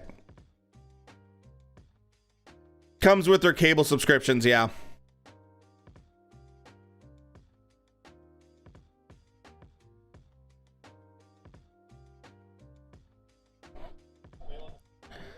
Let's see if this fight picks up at all. First round was not too crazy. Oh, good right hand from Esparza.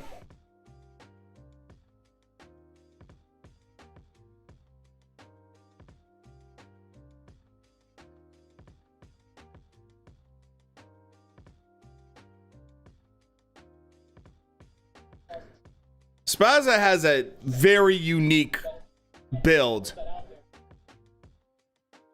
She's got really broad shoulders. I'll take that any day for pay-per-view, right?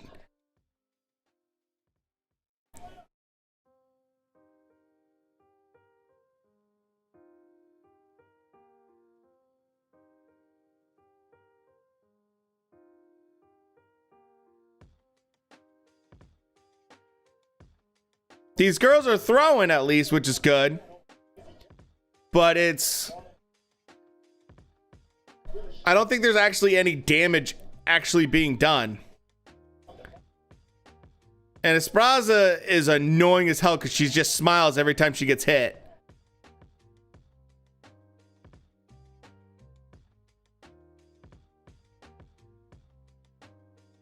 It's like, you could smile and all when you're actually starting to hit someone and do some damage, but this is just like pitter-patter on each other right now. Promotional video for AJ versus Usyk 2 is fire. Yeah, it is. Yeah, it is. It's a super exciting fight. I can't wait for that fight. That's going to be a really, really amazing fight. 2-minute fights, 2-minute rounds. God, man.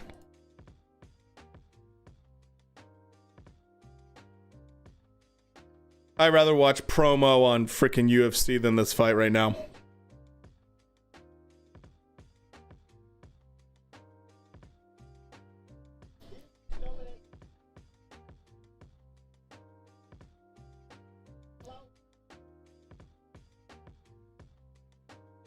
So I think honestly, I know a good chunk of people, it goes one of two ways. They either think Usyk's gonna just school him. Usyk's just gonna school him again, if not stop him. And then there's the AJ fans that are really like, AJ's gonna make adjustments. He's gonna get this W. He's gonna knock out Usyk. I don't know. Personally, Usyk, if he has that same head movement, he's pretty unstoppable.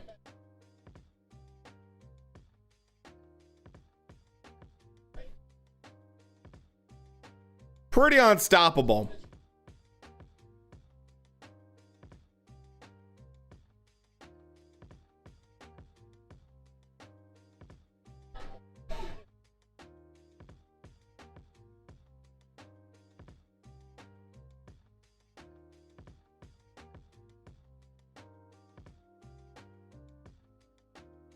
All right, back to boxing now for a little bit.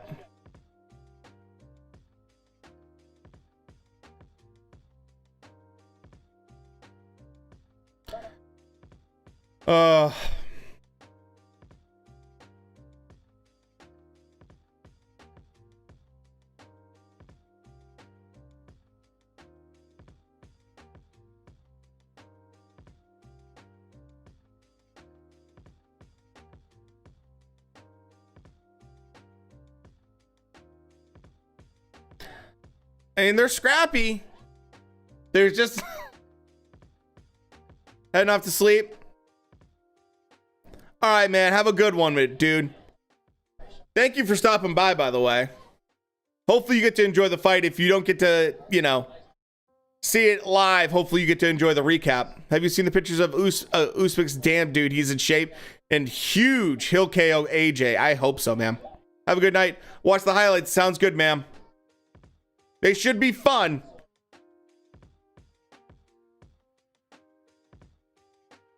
Probably first three.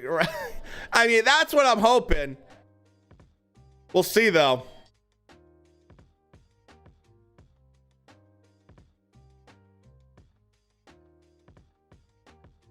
All right. I'll be right back.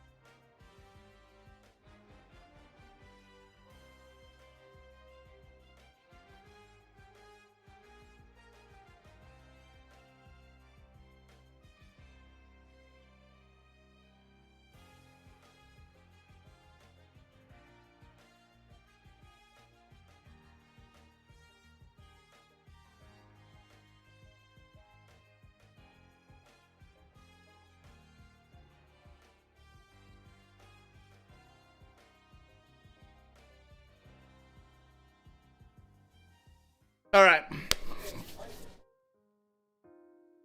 Problem is, we all wish AJ would have fought Wilder. Nothing could be more true than that, Dana. We all wish that happened. And look, I'm not here to get into that whole debate about who ducked who or who didn't sign what contract, whatever. You know?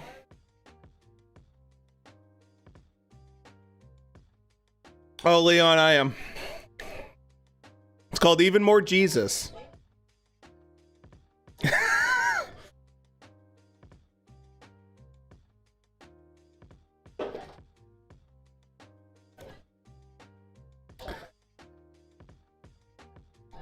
It's a Russian Imperial Stout that I really like. I'm sorry, this fight right now on DAZN is just boring. Modelo, of course.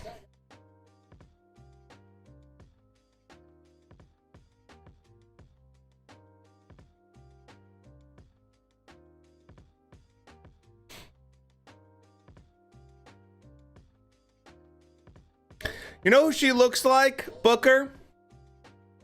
She looks just like she looks similar to Minx on Twitch. Just Minx? She looks similar to Just Minx. Summit IPA.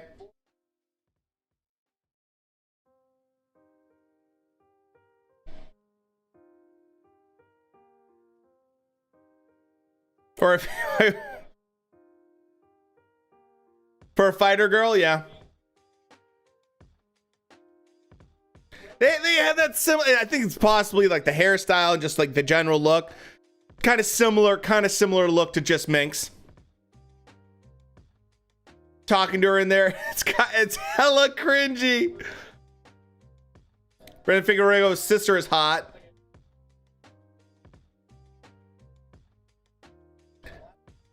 I'm sorry, this boxing match on DAZN is just fucking stale.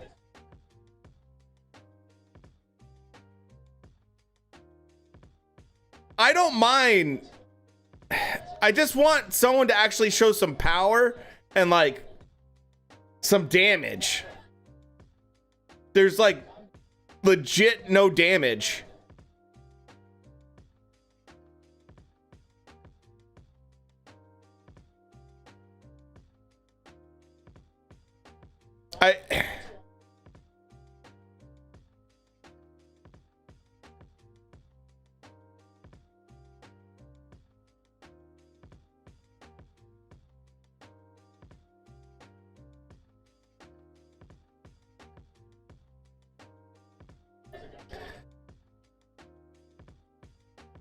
So there's a video out right now that I might show you guys.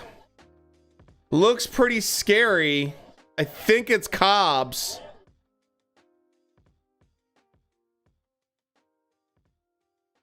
Dude just won, but scared of the doctor. Oh, because they're sealing up that cut of his. That's what it is. It's terrible footage.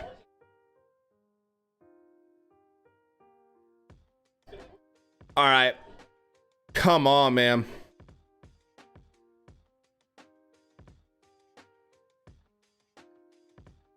Eddie Hearns just said that Tyson Fury is piping up because Anthony Joshua is fighting in 2 weeks.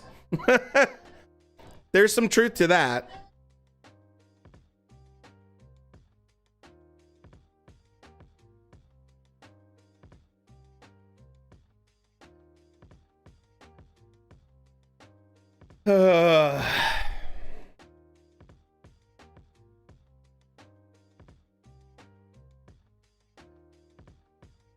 Typical DAZN card.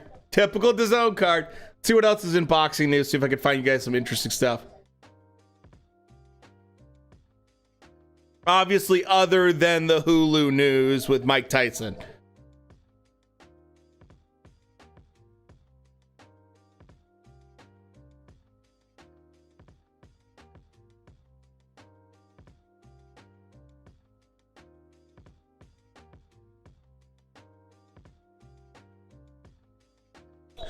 Golovkin must push Canelo back just like Bivol did. It's a take. Oh, man. Let me tell you, there's some chaos with that whole thing. So there was video, I believe, Booker, you put that on our Discord, showing him going up to the scale and weighing in at 206 pounds. And clearly there was some very interesting kind of like back and forth where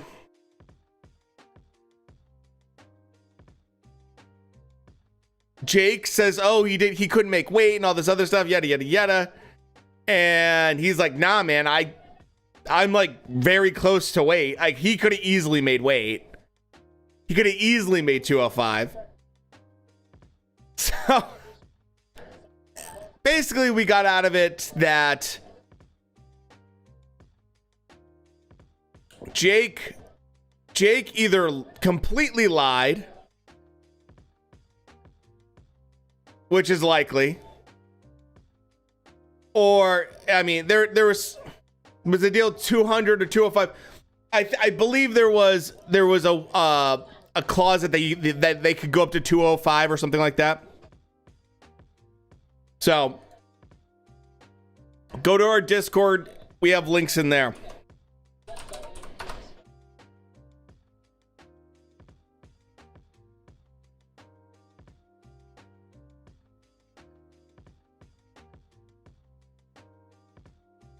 So, yeah, overall, not good.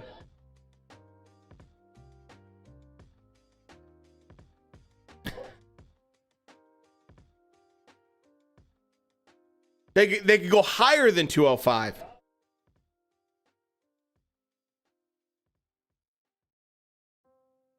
This is not a good fight, Sergio. This is a fucking boring ass fight.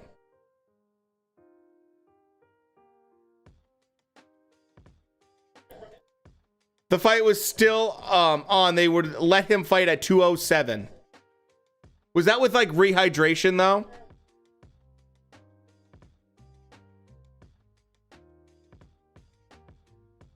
They would take some of the money away. Gotcha.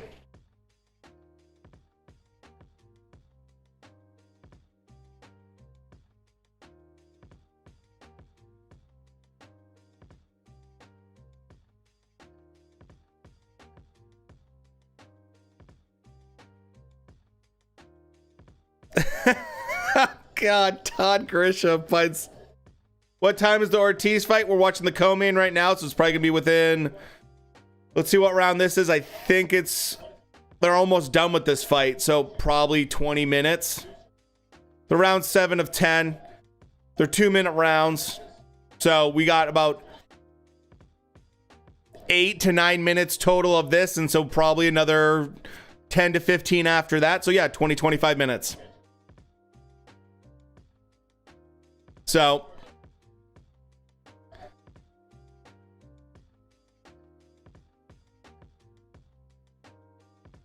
let's switch over to UFC really quick.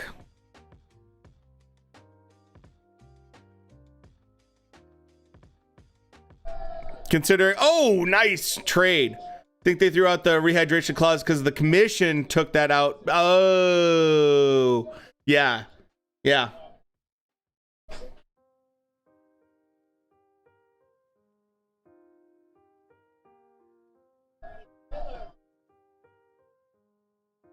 Yep, I can see that.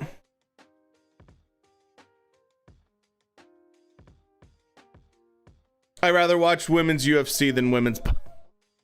Good chunk of women's boxing. Especially considering almost all the fights in UFC have been stopped within the first round.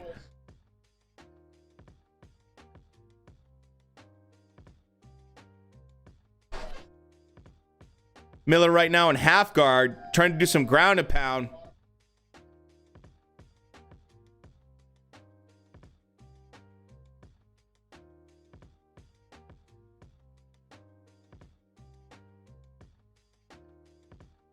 right now. Miller not able to really do any damage.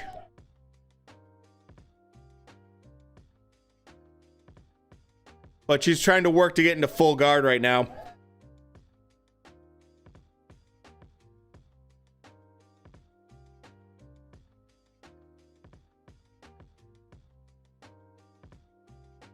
So let's see if these girls will maybe, hopefully they'll just break this up and stand it back up.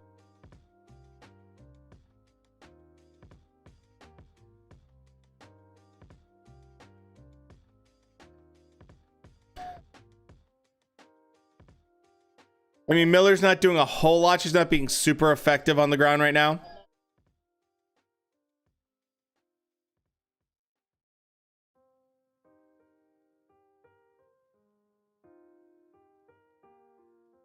Stand him up.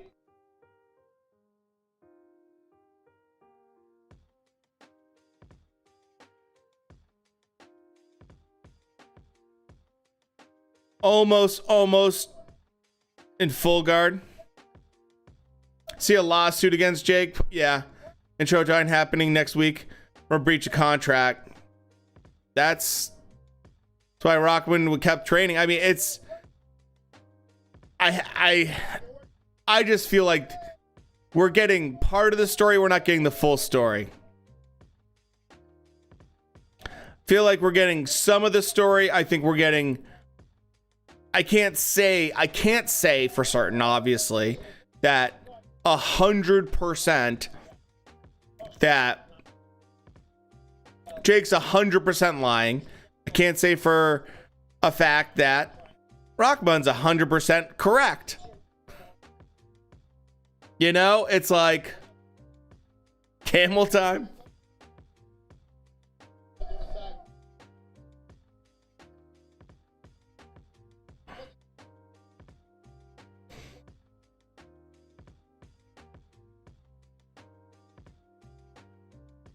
So, you know, it's one of those situations like, yeah.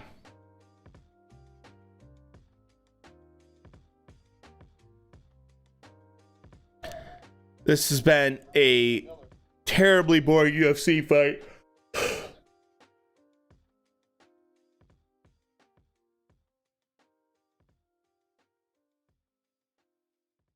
Cancel a fight 7 days out without an official weigh-in. That's true.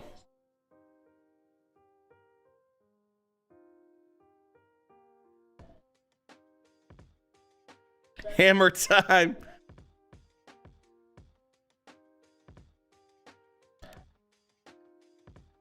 Still better than DAZN right now. And that's not saying much.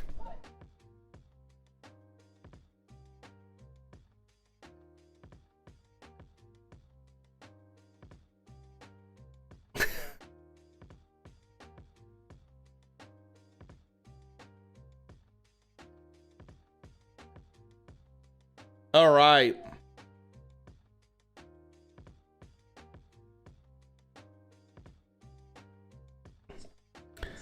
Okay, so what do we have going on? Insert sex noises. See what we got going on next week. UFC always gives us two hot women fighting each other. Gotta love it. So next weekend we have Tio's fighting next weekend. So although Tio's fighting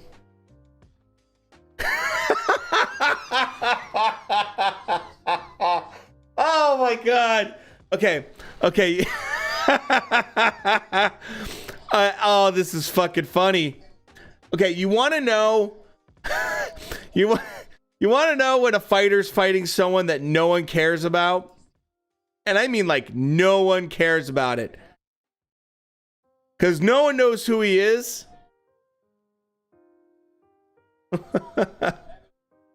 You get posters like this.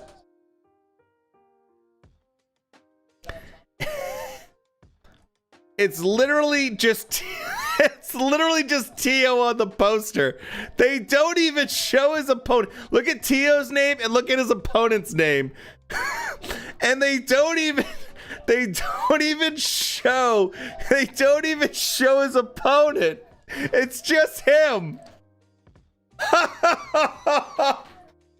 That's fucking bad. Oh my god. That just doesn't exist. I don't know if I've seen that in a while. At least show the poor bastard's face on the poster.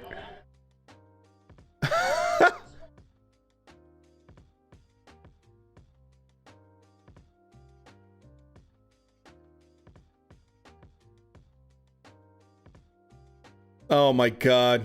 I love Pedro. I voted for him.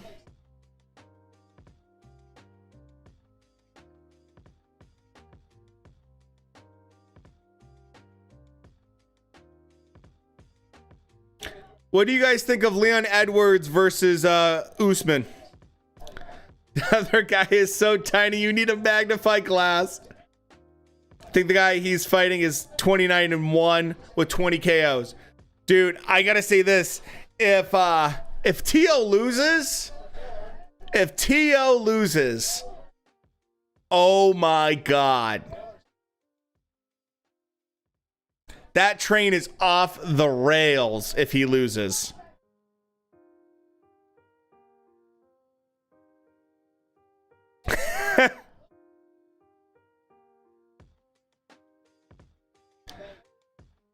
Let's see what's going on. We got like last round going on right now in the Zone card. So we got Tio, and then we got AJ, and we got Usyk. Ooh, we might get a submission here. Rear naked choke. Usyk versus AJ, by the way, is going to be in the Middle East, so the time is going to be about 2 o'clock Eastern time for that card. And then we have Broner that night. Maybe we do like a really long stream that day. Or we do a dual stream that day. We do AJ Usyk and we do Broner Figueroa on the same. And then we also have Navarrete fighting as well. The female fight is not over yet. It is currently in the last round, and there's about 1:30 left.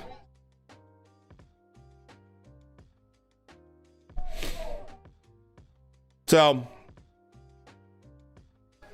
Pedro Campa is 34-1-1. He's a bum. He lost to a journeyman who was 11-8-1. Yeah, I kind of figured that's what was going to happen with Tio when he came back to fighting. This UFC fight, it's a little bit more exciting, at least.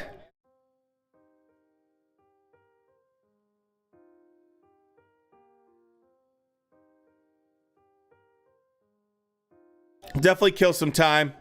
Nice little elbow right there from Miller.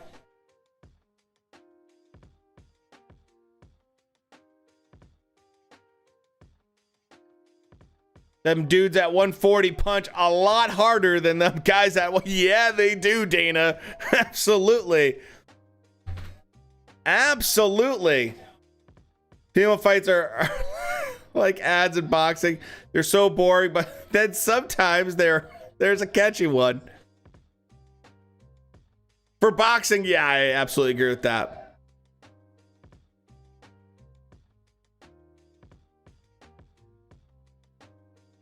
Occasionally there's one that's like, oh, this is kind of fun.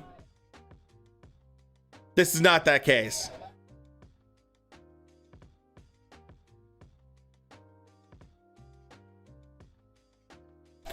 Right now, Miller's doing a good job in this fight. Women's UFC fights are, yeah, good for 2 reasons.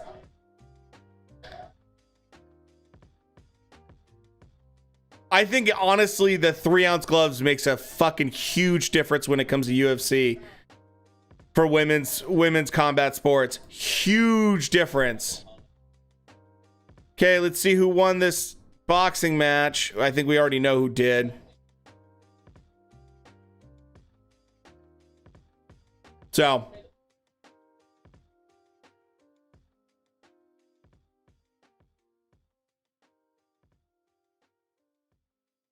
Let's see.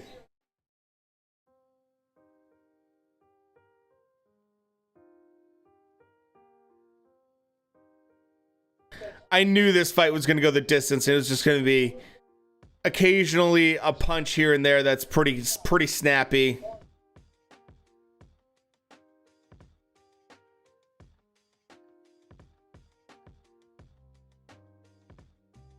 Good, yeah.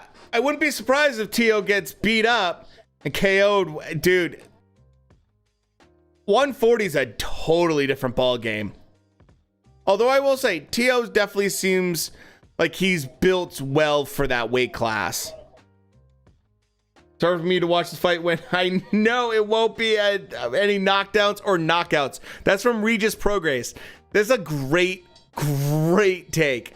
It's hard for me to watch a fight when I know there won't be any knockdowns or knockouts. Yeah, I agree with you.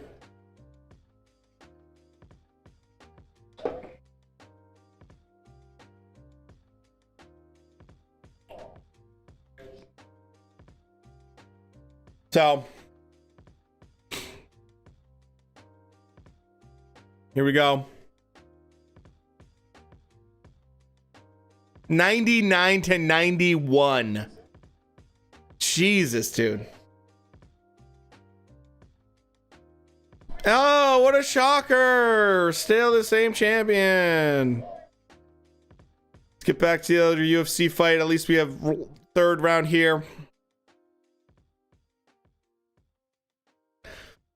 All right.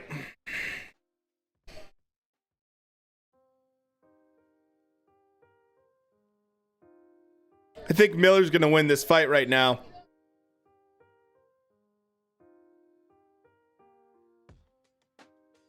These girls are tired as shit, though. Tio, I think, divorced his wife and moved... Wait, what?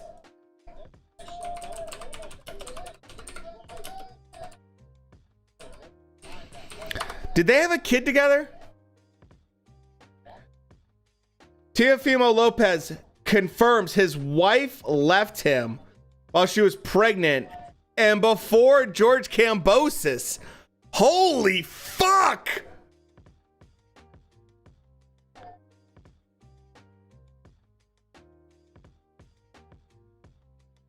Oh.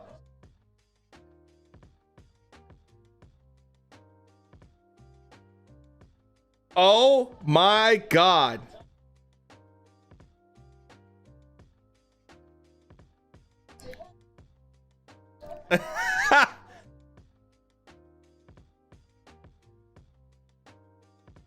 Now, that's one article I read that in.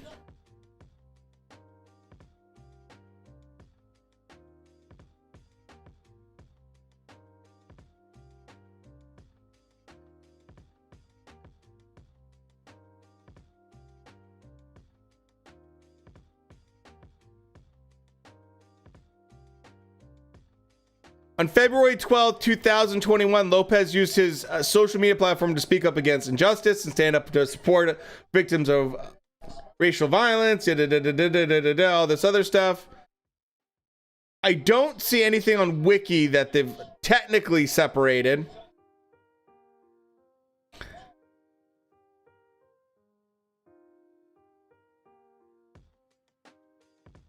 Yeah, pretty much.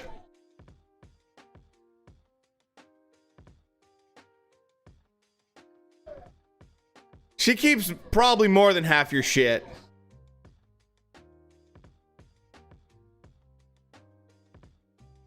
Like,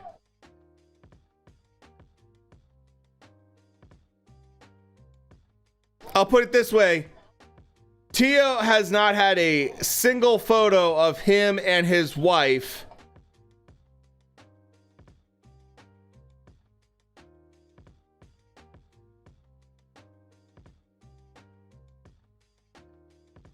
Miller, ground and pound.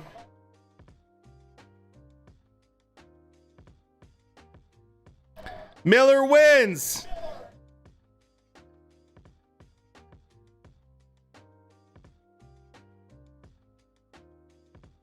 The last time they took a picture together was September 1st, 2021.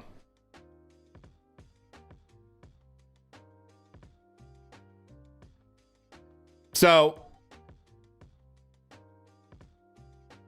there hasn't been a single photo of him with his wife since. Woman in black one.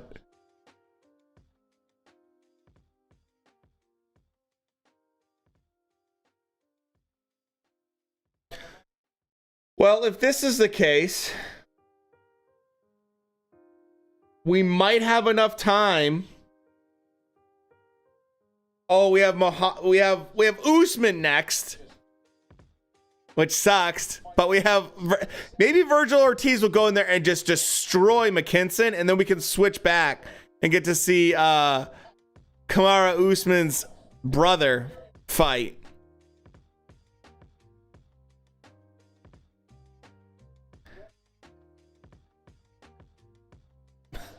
Women in black beat the women in red up and got the knockout. Seen they ordered a boxer to pay his wife half of each purse of his. Oh my God. That's brutal. They always end up with way more than half. Yeah, that's true. When it's all said and done, absolutely. Salt, no question, man. The real Marty Usman. Happy Hiroshima Day.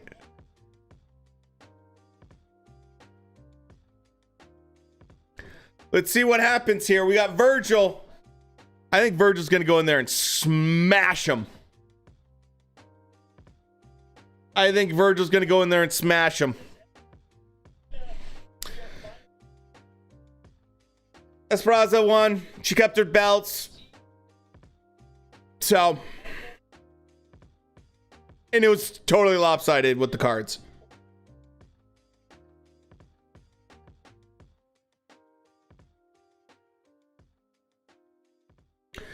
Jojo Diaz versus William Zepeda. That's just got announced.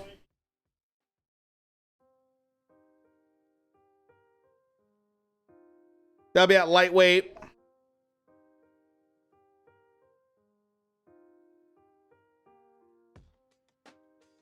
Regis Progress just said Hooker versus Cobbs should have been the co-main tonight. I agree with that.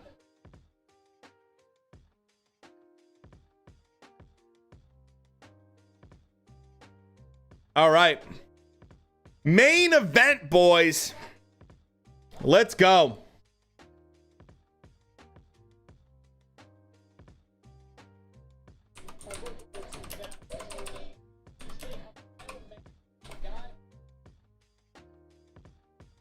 What do you think of the Jake Paul cancel fight? We've had some conversation about it. Honestly, there's a lot going on with that. Booker's posted some stuff in Discord showing that Rahman came out and said, I didn't have a weight issue, and stepped on a scale and was 206 pounds. And so it's kind of like it's a he said, she said BS kind of situation right now. I personally think that canceling a fight 7 days beforehand, he claims that it was the commission that did it, basically. I just think it's a bad look. It's a bad look. So I can't say that Jake pulled out and didn't want to fight him because, oh, he's scared. Although that's not a terrible take. Shitty ticket sales. That's Dana White's take right there. Dana White was like, you're not selling anything out. You're not making any money on this.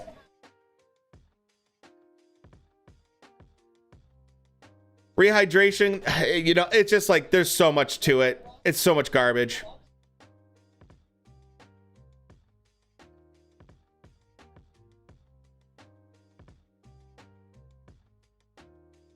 I think Dana White honestly probably Dana White has a better insight to it than probably most people would. But at the same time, we have to keep in mind Dana White absolutely hates Jake.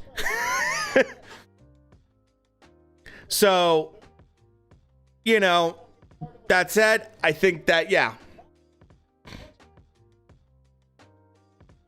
I think that it's probably fair to say that maybe attendance was not going to be good.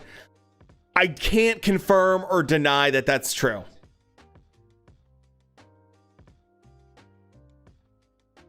You'd do business with them but probably only if it was under really strict terms. Because the problem is Showtime. That's the kicker to it all. Jake signed with Showtime. He has a contract with Showtime. Dana White has a contract with the UFC with ESPN. So everything's probably going to be through ESPN lens. That's the hardest part. So, and then if you want to do an ESPN boxing match, that's not Dana White. That's Bob Arum. You're mixing a lot of business with everything in there. So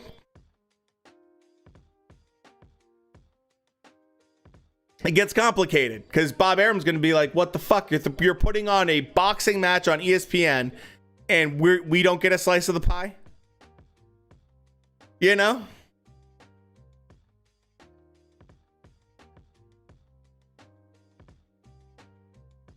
I'm sure Michael McKinson has zero nerves going into this.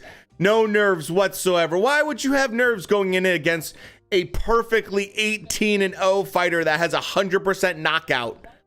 Why would you be nervous? No need to be nervous. The guy only has 100% KO percentage. I'm sorry. Come on, man. Ryan talking spicy. I think the Tank fight will happen. It's really, really tough. You're going to have to split distribution of that stream. And that's where things get stupid complicated.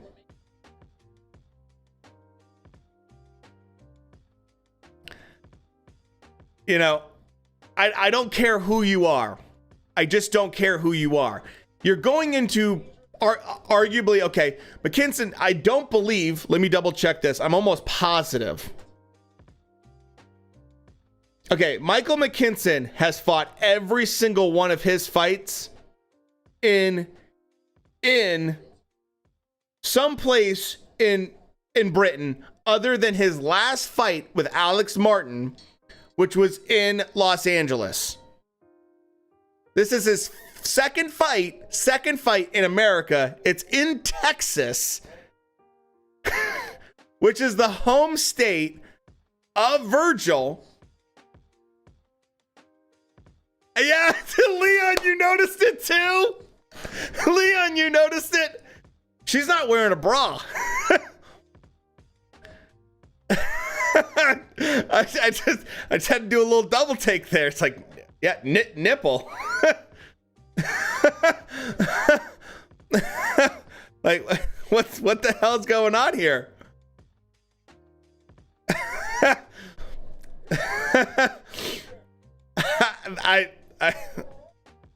What's going on?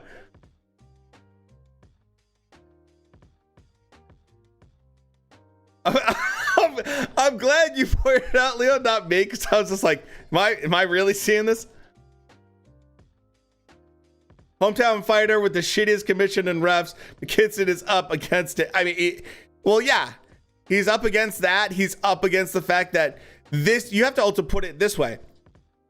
Golden Boy needs Virgil Ortiz.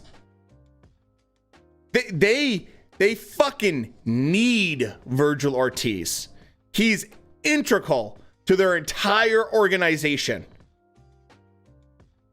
So if you think you're going to show up on a Golden Boy card, headliner against arguably the second biggest draw for Golden Boy. The second biggest draw. Number one maybe being Ryan Garcia. If you think you're going to go in there and you're going to like get easy peasy, no. That is not going to happen. But look, if it was reversed and this was in the UK and, you know, same deal. It's the same deal.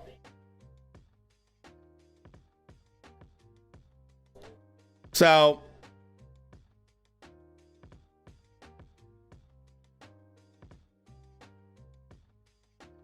honestly, the biggest question is McKinson slick enough to be able to win 12 rounds against Vergil Ortiz? I don't think so.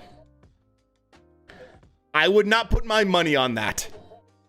Not against Vergil Ortiz, who hits like a Mack truck and has a jab that will snap your head back.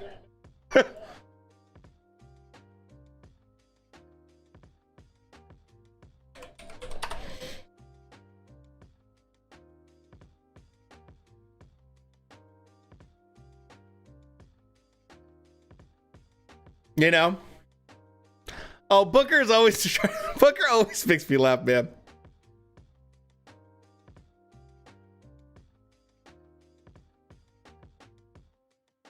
You know?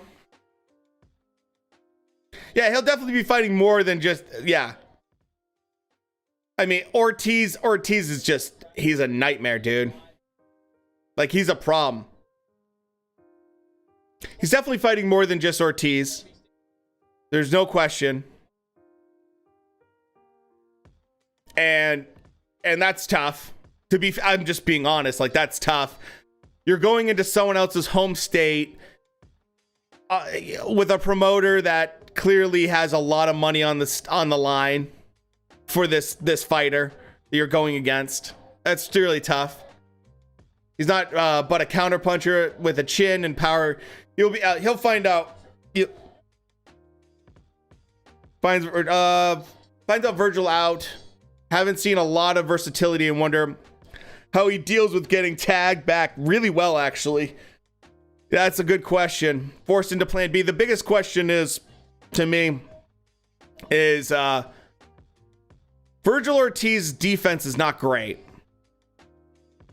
No, Ortiz's fight just about to start. Ortiz hasn't even walked to the ring yet. So Ortiz, in my opinion, when it comes to power, he's scary, man.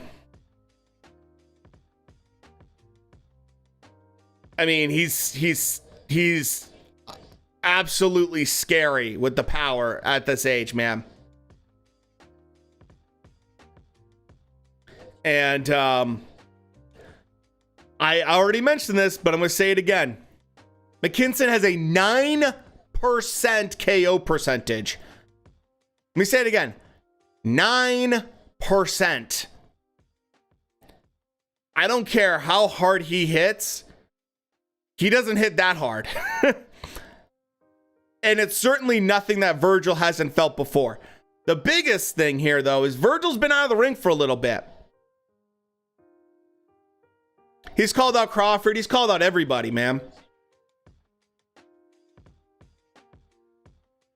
I think Vergil Ortiz is gonna back him up in the corner, and I think he's gonna do pretty well.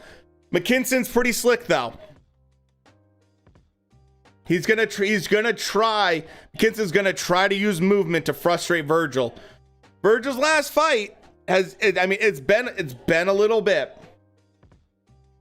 Last fight was, it was it was basically a solid year. But that was against Kavalauskas. You know? The Mexican fan base, Golden Boy needs Ortiz to win. Yeah.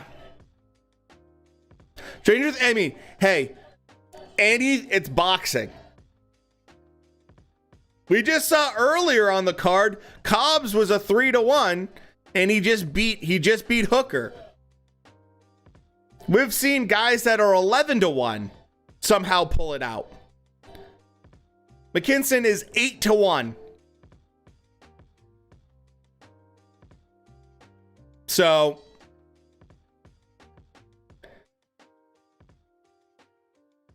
I think Kinson's going to be on his horse the whole fight. But I just don't think he can. I don't think he can avoid. I don't think he can avoid Virgil for 12 rounds.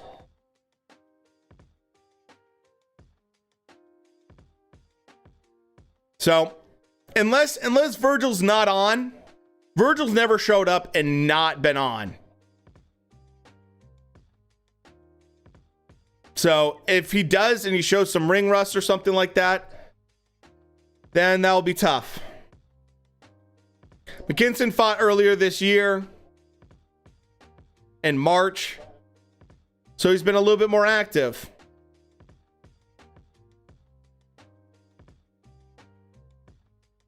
It still blows my mind. A 9% KO percentage is crazy.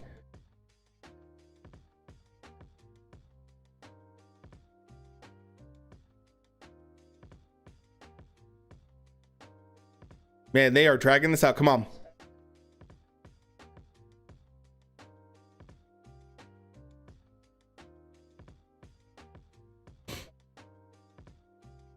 Just 9%.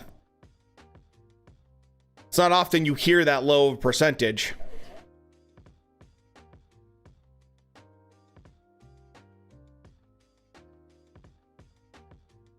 Usman is a beast. His brother looks pretty stacked as well.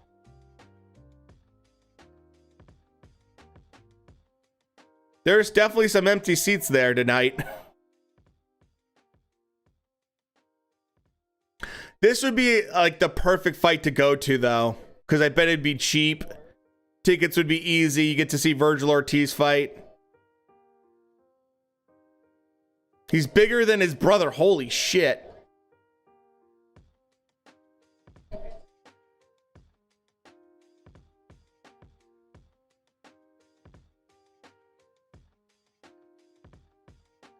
McKinson is also a southpaw.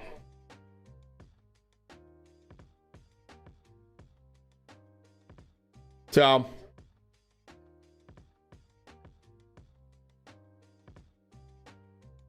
it's participation trophy, yeah.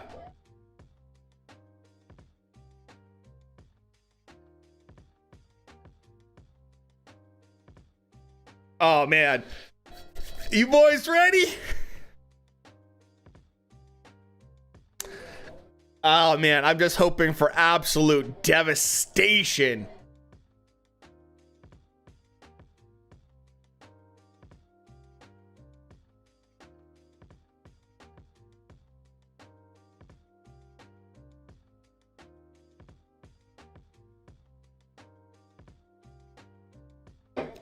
Here we go.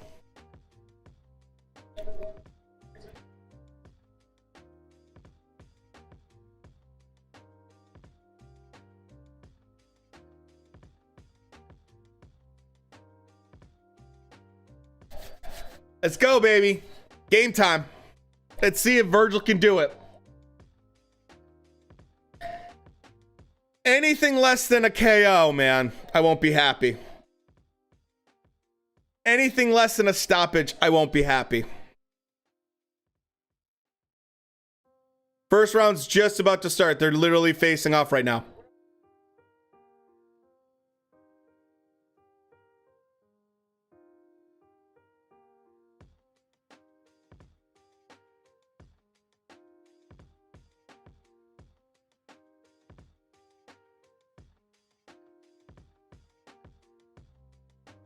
Let's see. 1 year. 1 year's a good chunk of time.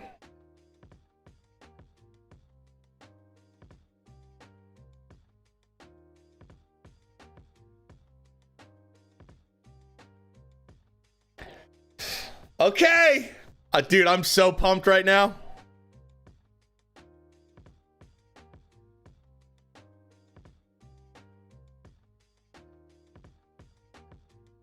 McKinson came right to center.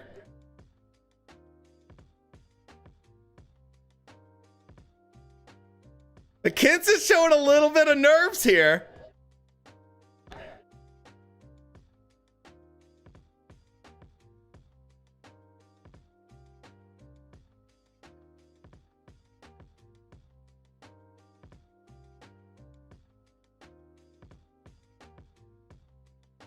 He looks scared. He looks nervous.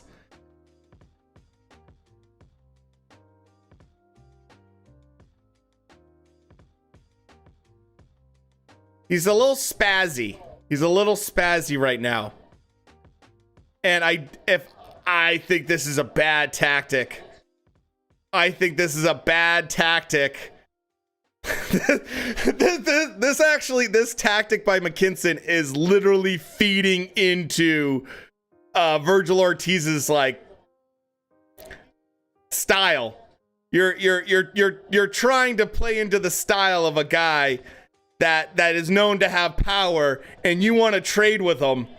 This is a bad idea. This is turning into a good fight though so far. Vergil's got to get a little warmed up. He's getting some love taps for sure. McKinson's doing a good job. I like the aggression. I think he's trying to take advantage of the moment.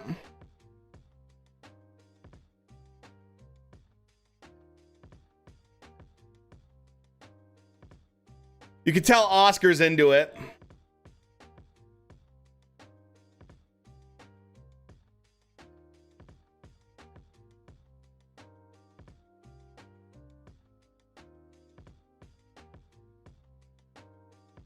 Watch that uppercut from Ortiz.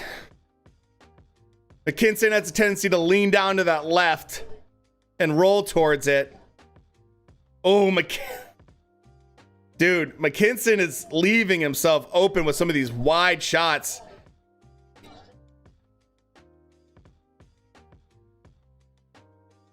It's getting a little sloppy in there. But this is going to be bad. This is bad news right here. Uh-oh, McKinson might be a little stunned. I predicted within 6 rounds. Oh, there's a cut. Cut has opened up. It's the last thing you need. It's not in the worst spot. It's not in the best spot.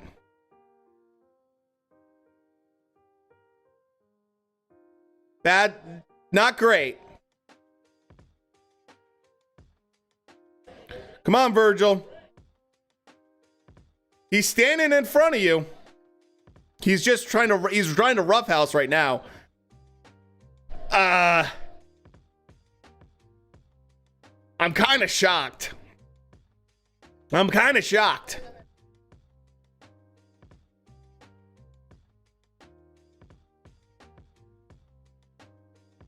Texas Commission is asked. Remember how little that duck over cut?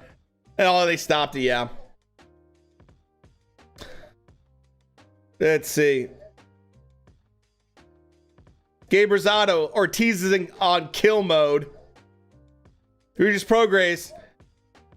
Feel like a nasty knockout is going to happen. Kinson has come out firing.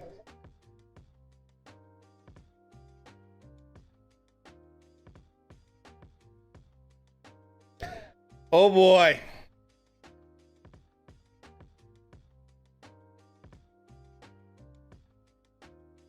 I don't think that cut's going to be too much of a problem right now, but if it gets worse, it could be.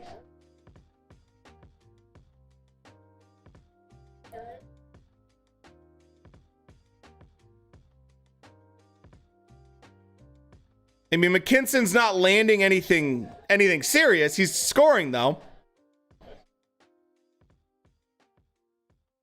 He is leading a little bit with that head.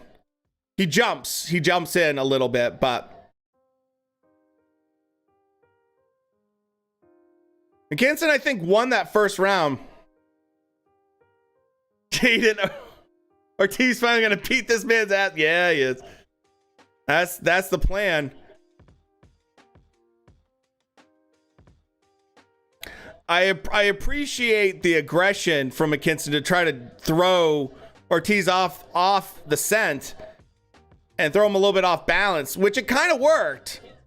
But you can't win a fight on the back foot like this the whole time. Because I just have a feeling that Ortiz is gonna eventually find a way.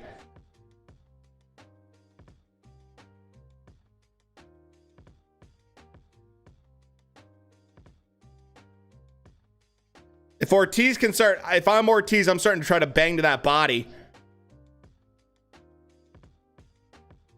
I have to agree actually with Sergio Martinez. Like, I thought McKinson would be like moving a lot of lateral movement, but he's not as much. He's using that lead right hand to kind of engage, hit, move slightly. Every time he throws that hook.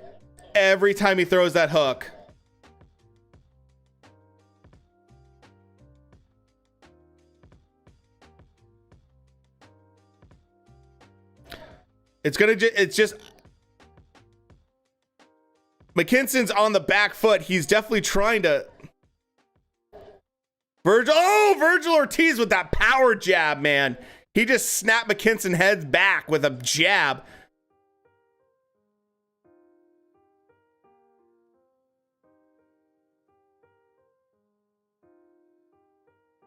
Oh, Ortiz lands some good shots. I'd say McKinson's probably scoring more points technically, but the actual harder punches are from Ortiz.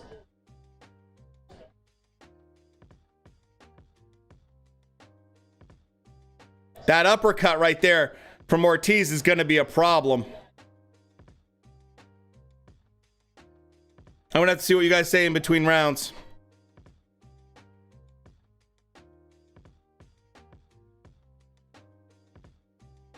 Let's see what people are saying. Whoa.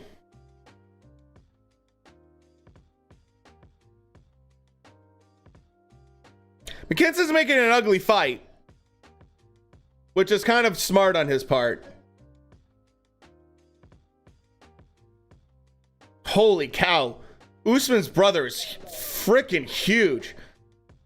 Okay, Teddy Atlas, McKinson, Ortiz, McKinson. Ortiz has big left hook, but look for his right hand versus southpaw. That's a good take. See that double jab right there they just showed of Ortiz? Fucking nasty jab.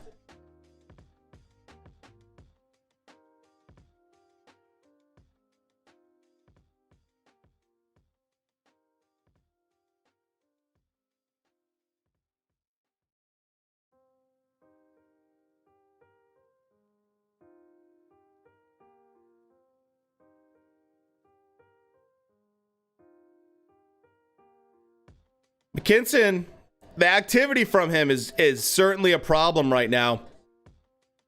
It seems like it's frustrating Ortiz a little bit.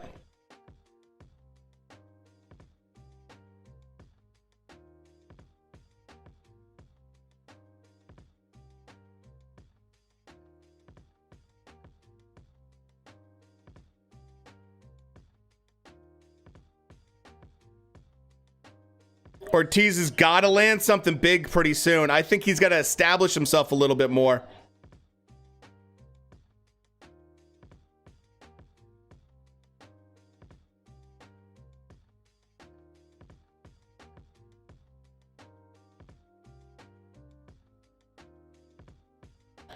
Ortiz oh, nice right hand right there from Ortiz. He's got to land a couple more of those. Oh, man, Ortiz now doing a little bit more damage.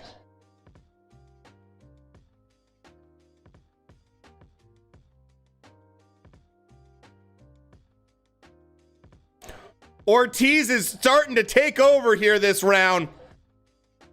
And you can see McKinson's feeling it right now, man. He's starting to feel that fire. I'll tell you what. This is a good round for Ortiz. He's getting back that first round.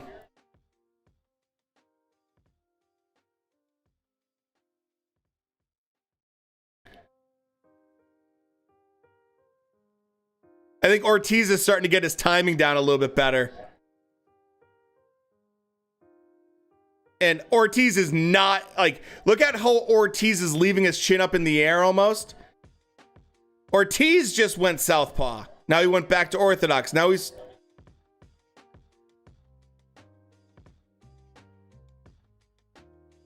Good body shot right there. Another big body shot. Ortiz landing some good shots here. Good uppercut. Another big body shot. Ortiz has found a home with that left hand, and the uppercuts are starting to come in there a little bit too. That cut on Ortiz's eye is not a problem whatsoever. I think Ortiz has started to kind of figure out McKinson a little bit right here.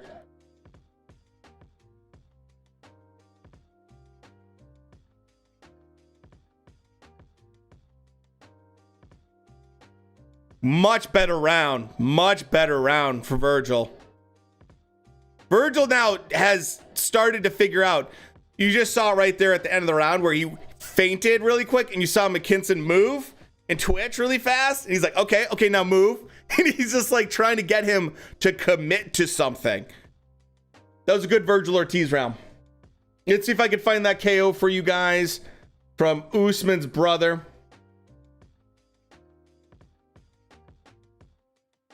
I could find the knockout in terms of the guy being knocked out.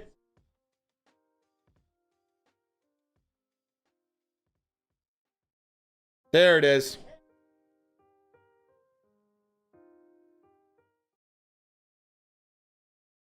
Okay, you ready?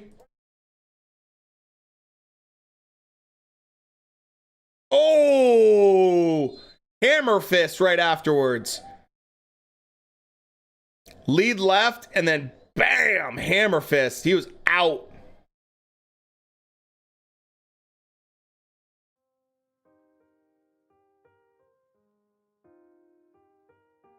Minus 2,500 for Virgil Ortiz after the first two rounds. 2-1 Ortiz, I agree, John.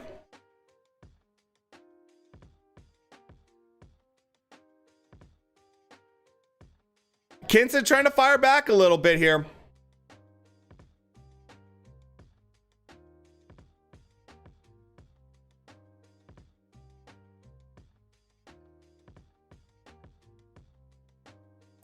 Right now, Ortiz, I think, is starting to figure out McKinson pretty well, man. He's doing a nice job.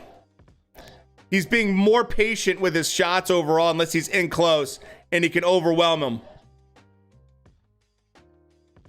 Come on.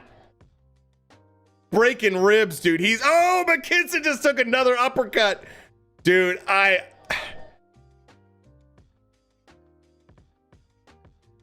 yeah, watch that head is right. Gabe Rosado just said Ortiz is closing the distance easily. Nice little mouse under the right eye of McKinson. I had Ortiz breaking him down before the 6th round, Jaden, but yeah, that's probably a pretty good prediction, I think, overall. Yet again.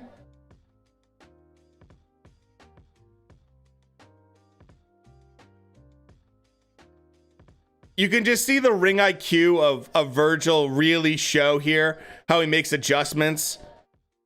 Oh, beautiful body work. And this is where I love to see Virgil let his hands go, man. He's not going to hurt you. You might as well trade with him.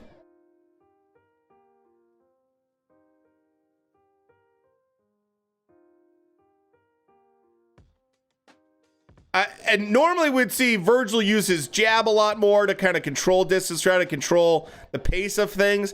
Instead, Virgil's saying, I need to be in close. I need to bully you, get in close, and then I'm going to throw body shots, and I'm going to start throwing uppercuts. Yeah, I don't know what McKinson's thinking about doing phone booth fighting with Vergil Ortiz.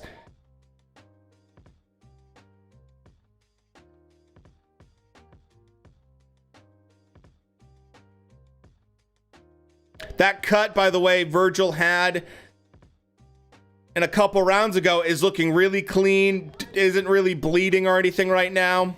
Hasn't gotten worse. But McKinson's starting to swell up a little bit. Nice body shots. You can hear those body shots, man, and those are going to pay dividends. McKinson's left side starting to get a little bit red.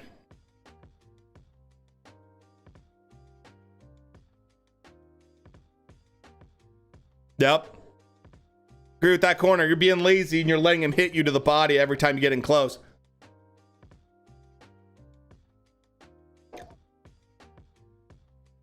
Three, 1. Ortiz is applying smart aggression. McKinson doesn't have any answer for it yet. McKinson is crafty but slow, says Sean Porter. That's a problem.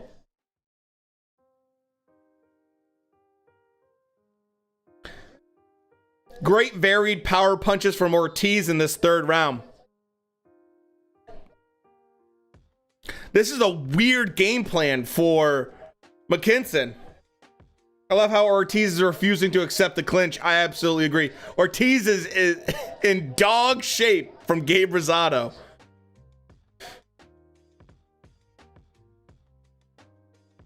Cut will open up. I don't know. It depends. McKinson hasn't really been able to hit that cut too frequent.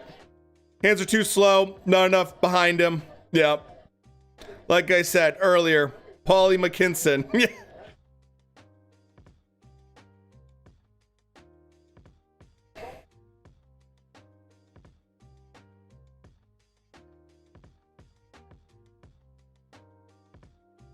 Bud Crawford's there watching.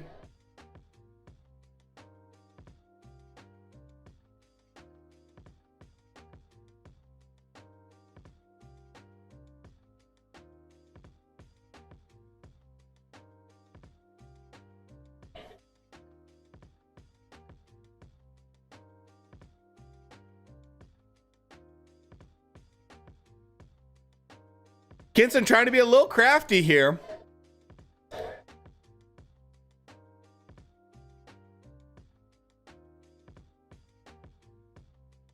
Crawford absolutely would hurt Ortiz. That's a great take. That is very true. Bud, I think, has 9 KOs in his last fight. Not 9 straight KOs.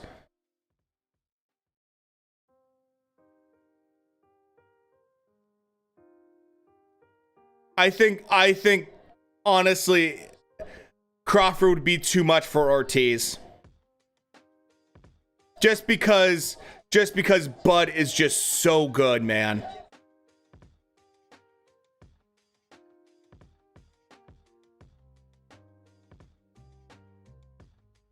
Far too mean. It doesn't care about getting hit. Bad combo for Virgil. Exactly. Oh!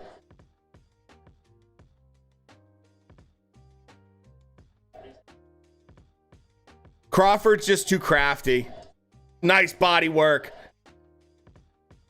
I mean, I absolutely love the body work from Virgil.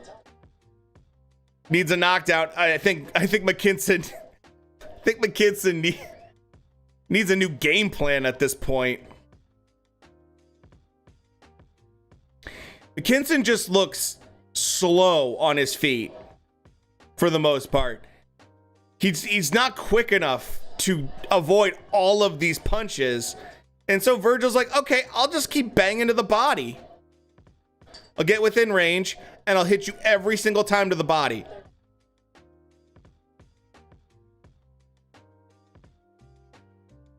And you could just see McKinson's just starting to he's just trying to survive at this point. He's trying to survive. He's getting beat down. It's not brutal yet, but I could see it getting real bad.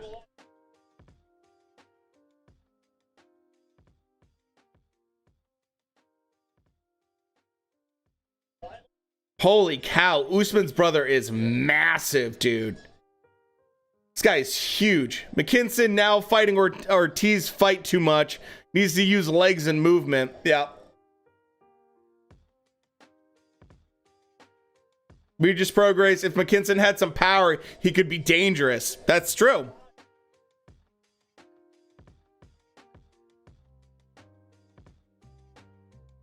But that's like me saying, if I had a six-pack, I could be dating supermodels right now.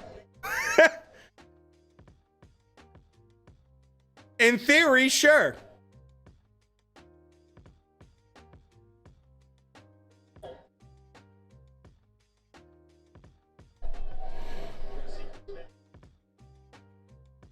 Round 6, this is where I think Ortiz could do some real damage.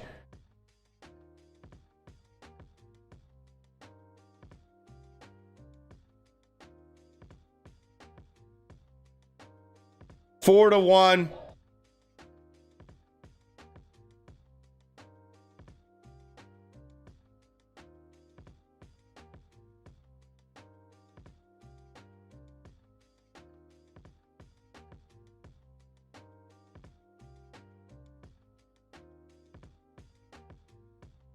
Let's see if Ortiz can get a little bit more pressure.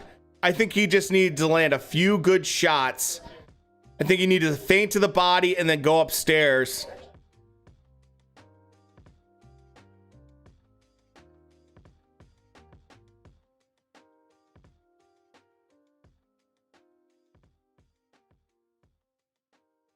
Let's see if Ortiz starts using that jab a little more.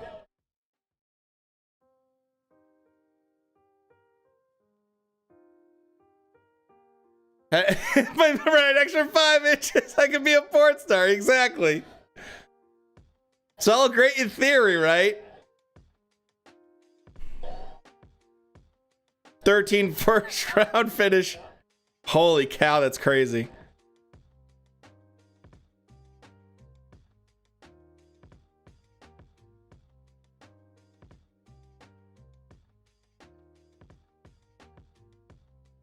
McKinson right now is looking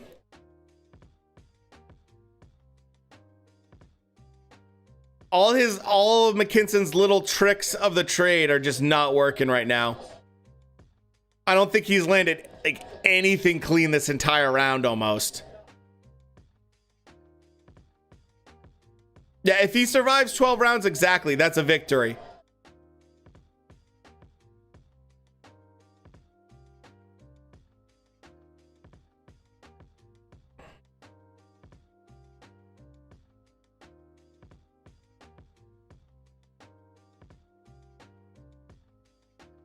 This is a slow round. It seems like they're both kind of taking it off a little bit.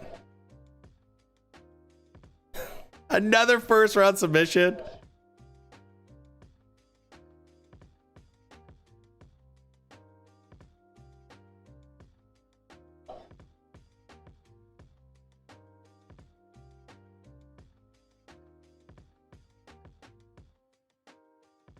Come on. I'm expecting Ortiz to step on the gas a little more.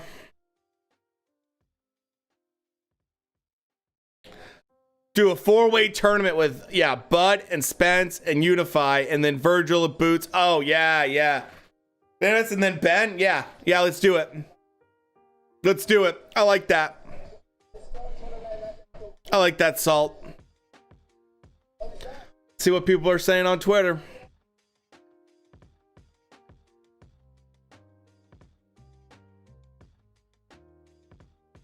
(5-1). McKinson boxing or looking for room to breathe. Looks like Ortiz is breaking him down mentally round by round. Ortiz looks good, but he's not ready for Terrence Crawford. Let him continue to develop. I agree with that. They just asked how Ortiz would do with Crawford, against Crawford. I don't think he's ready for that yet. I agree with that. Would like to see him in boots one day though. Yeah, for sure. Sure you would. I'm sure you would. Pro Grace. Usman's brother KO dude with a straight jab. I think the best way to get Boots versus Crawford would be if Boots moved up and got a belt. Become Mando would probably be the #1, but moving up would be tough. Moving up would be tough. The other part of it too is I don't know if Al Heyman wants to risk Boots.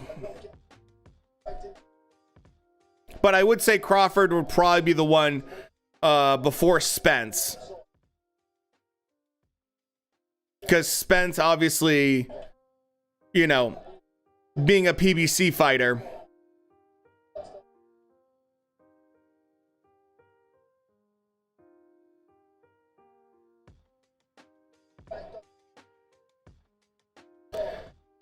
This round, it's just more of the same.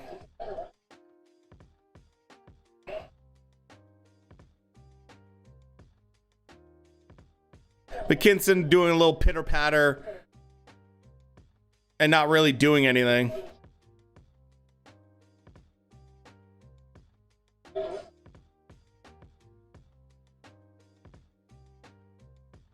And Ortiz is still just beating him down. Just shot by shot, slowly but surely.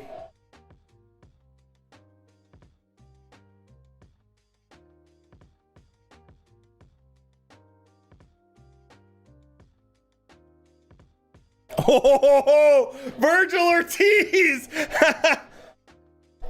Boots would wipe Ortiz, Bud, and Spence out.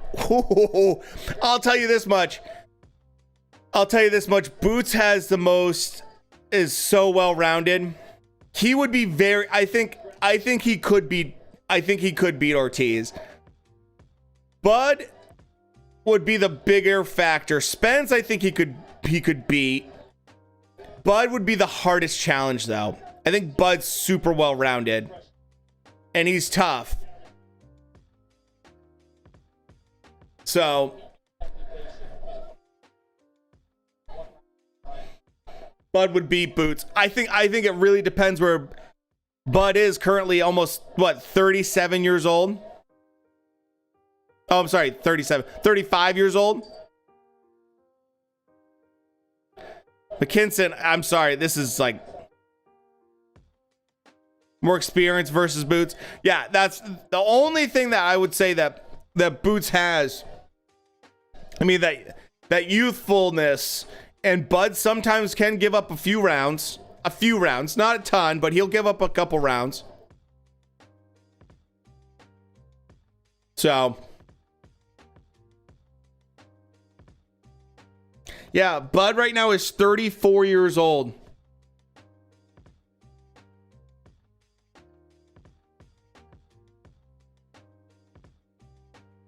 It's because McKinson's trying to make it a simple, boring fight.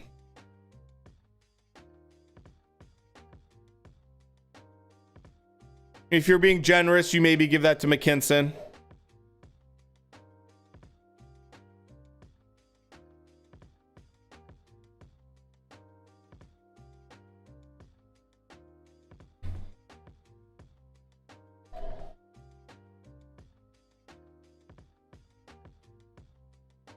Let's see.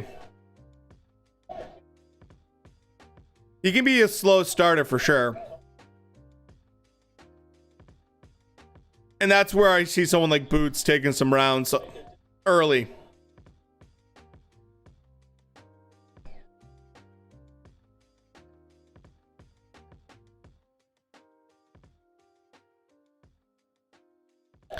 I think Ortiz needs to get back to the jab, and I think he needs to get a little bit more aggressive.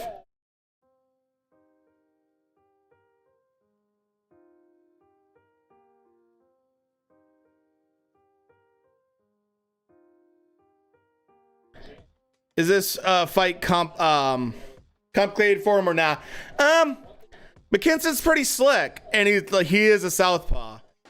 I think that the general game plan for McKinson is just stick and move constantly. So it's more of a frustration thing. I think Ortiz has done a good job figuring out how to be effective. But this is, if you've ever seen McKinson fight, this is legit how he fights all the time. This is why some people don't like him as a boxer. This is what he does every single fight. And he's been able to just get away with tap you a few times, run away. Tap you a few times, run away. Tap you a few times, run away.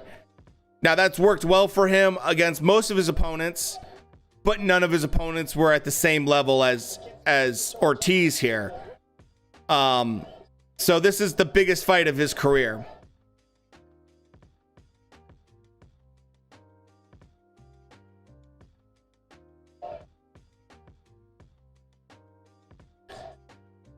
And I think Ortiz needs to stop him. Honestly, if he doesn't, it's kind of disappointing in my eyes.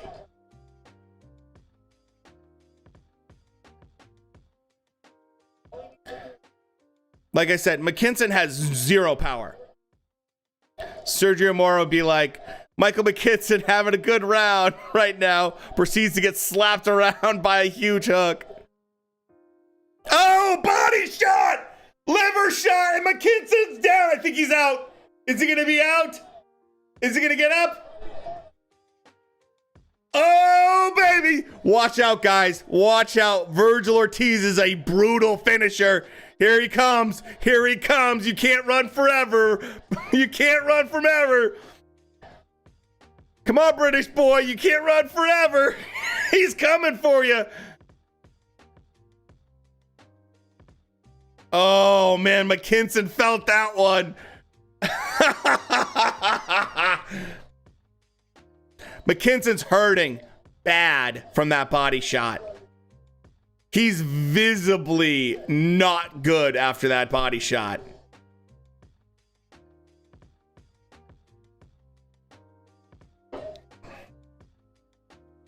Mick shit his pants. Saved by the Bell is right. Let's see it. Oh, liver shot. Someone check his shorts.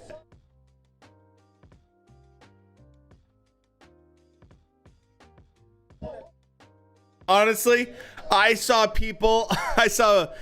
more British fans being like, McKinson's going to give a lot of issues to Ortiz. I don't see any issues. I just see a guy that runs away the whole fight.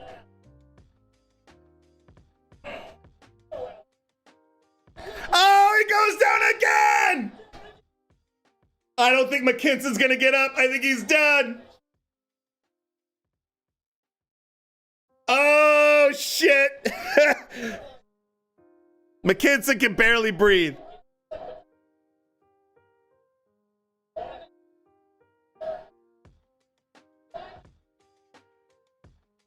Oh, it's over!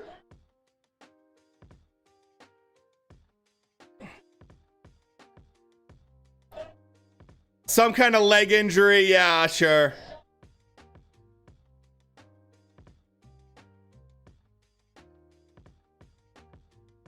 Yeah. Magically starts limping. Magically starts limping once he starts getting his ass kicked. I'm sorry. That I don't believe that.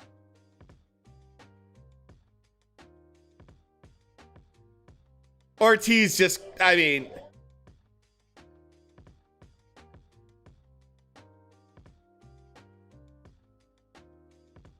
holding that turn. He just, I mean, Ortiz has a little bit of blemishes, but he has the biggest thing is that cut from being headbutt. I mean, McKinson did almost no damage.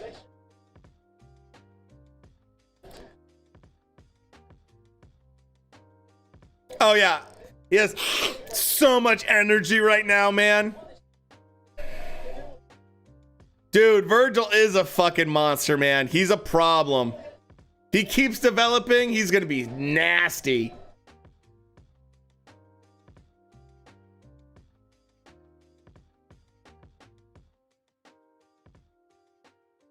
Oh, of course, John. We got some more. We got some UFC.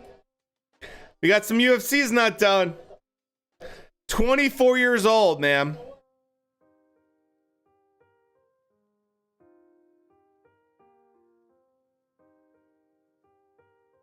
Longest fight, 9 rounds. Let's see.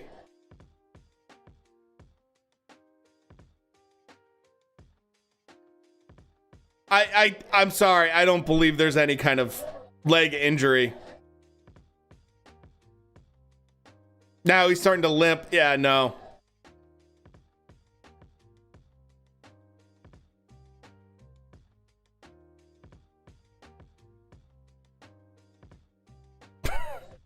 Probably popped his ACL. I mean,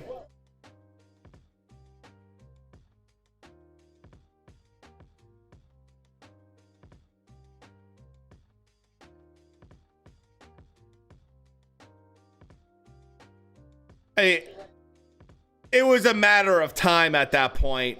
It really was. Once he landed that body shot, it was a matter of time. I'm tired of seeing Bernard Hopkins.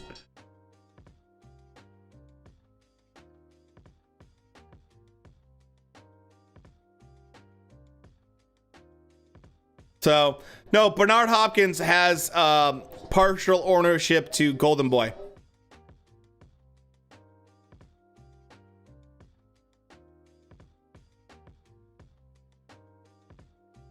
International championship belt. Yeah. I love you, Virgil, but that belt don't mean much. Let's see who he calls out.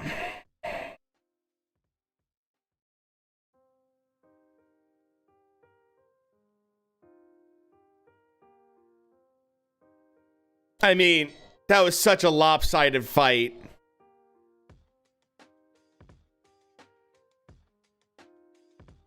You know?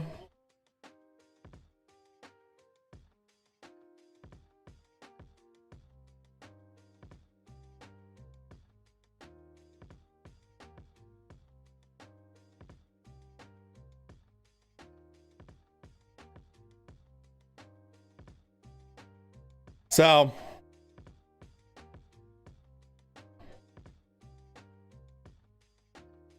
what? They're doing an ad right now? For Canelo? Oh my god. Dude, Canelo Triple G, man. I can't wait for that fucking fight. They're gonna do an interview right here.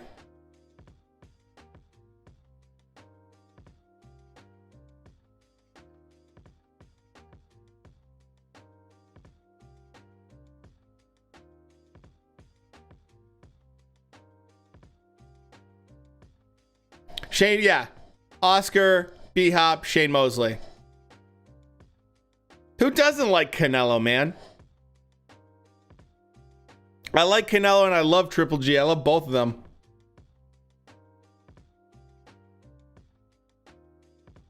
Man's most handsome man will win.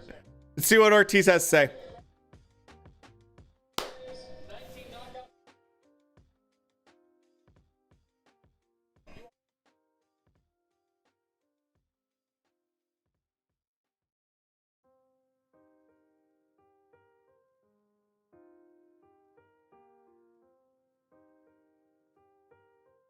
Exactly, bro.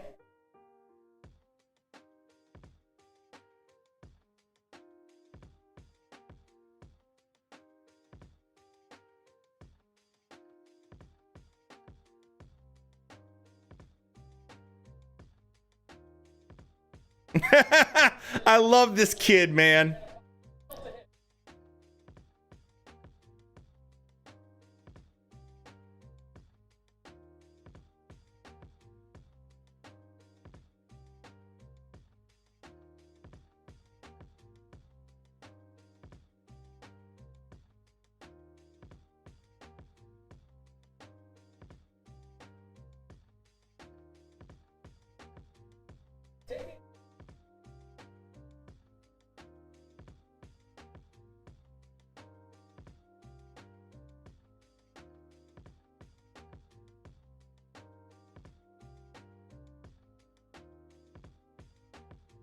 Yeah, that's very true. Stop trying to go for it and it just happened.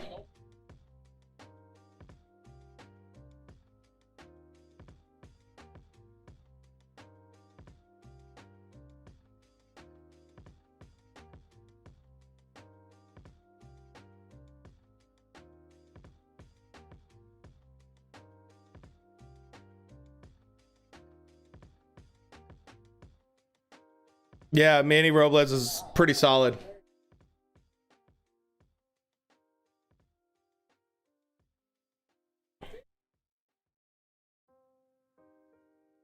Yeah.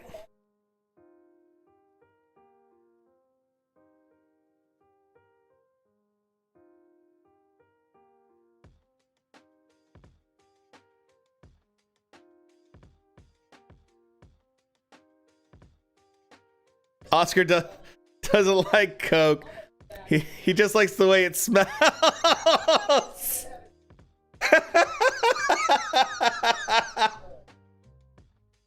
That's fucking awesome.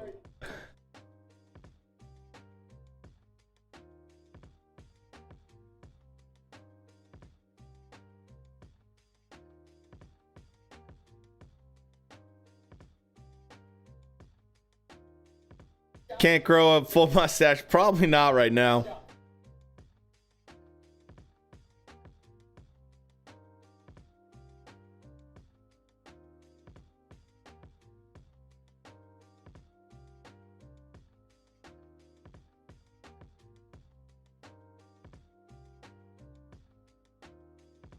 Virgil Ortiz, man. I'll tell you this much right now. Virgil Ortiz is a fucking class act. I wish every young fighter was like Virgil Ortiz.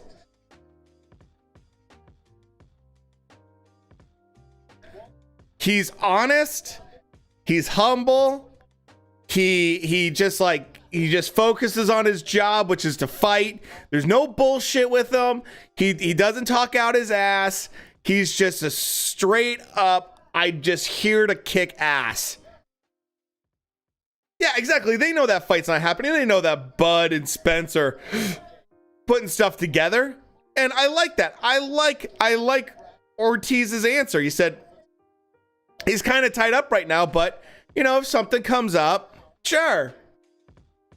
Like that's the right answer. That's the right, honest answer. That's 100% the right answer. You know? Coked up boy, Oscar De La Hoya. So, Tug, are you ahead of me?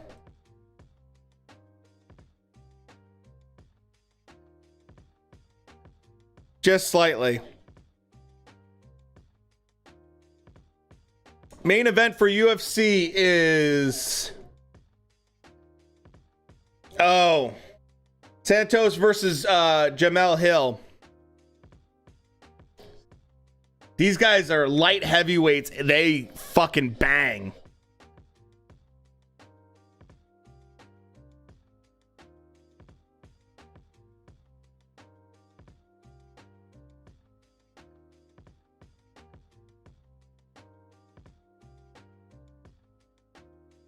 So...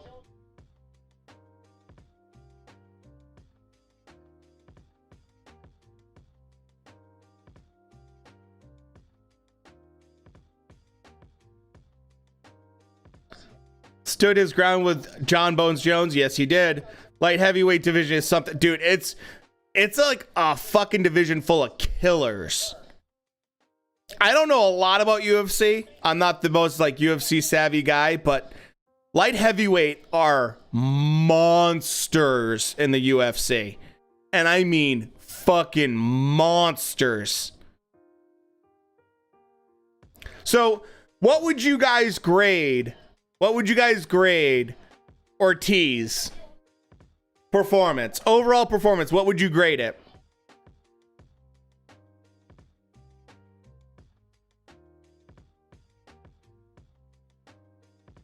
I'd probably give Ortiz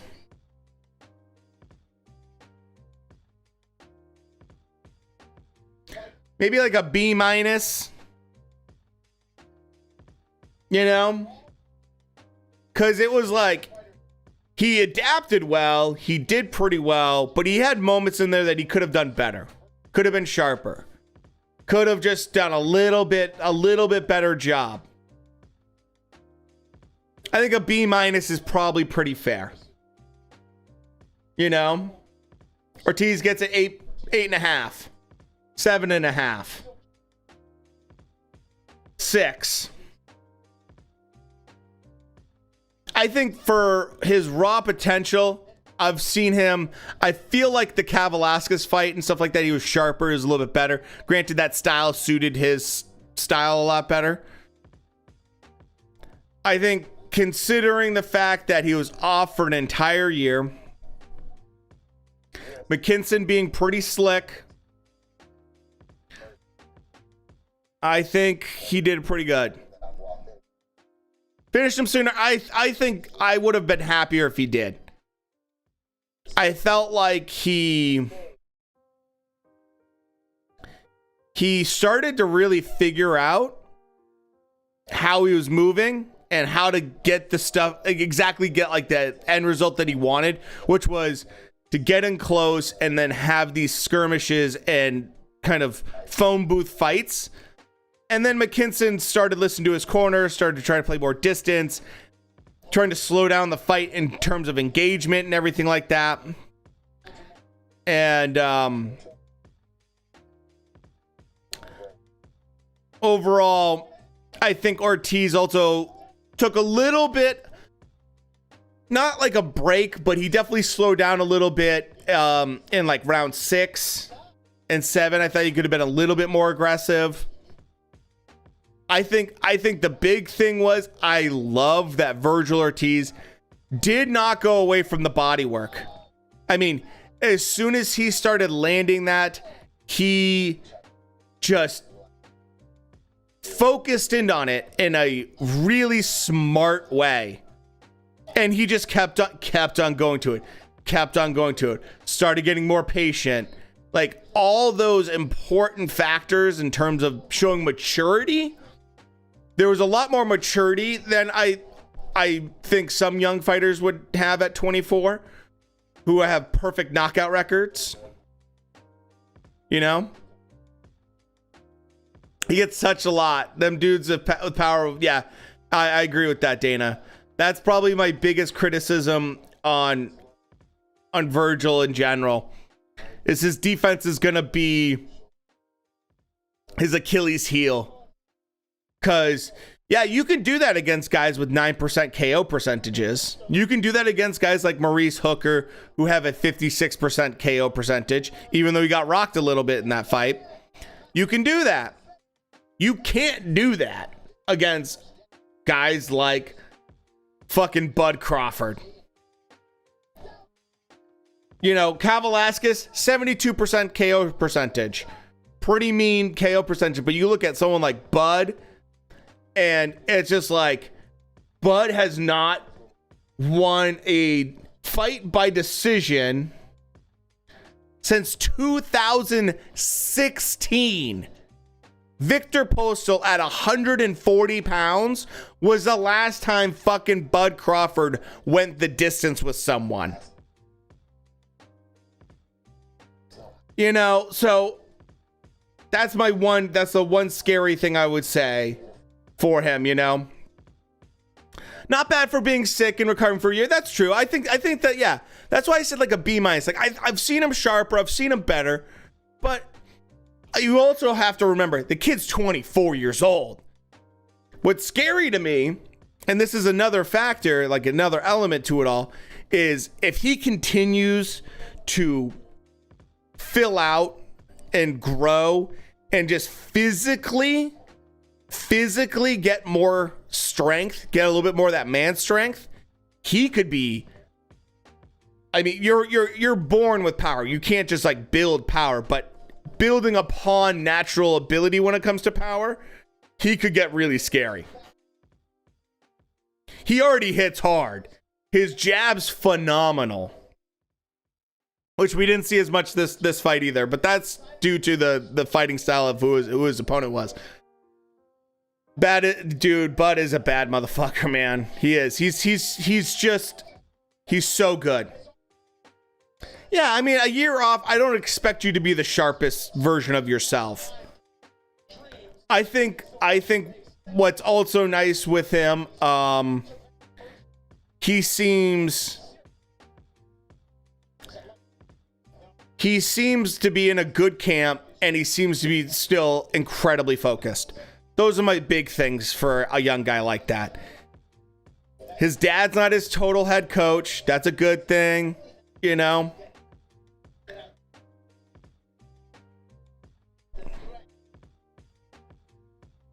Hill has those 2 thumbs up, man, and I just can't take those tattoos serious.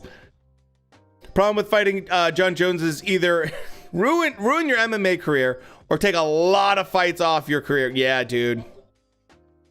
That's very true. I also think that one thing I like, Virgil never misses weight. Never misses weight, always hits weight. Yeah, another Ultimate Fighter fight.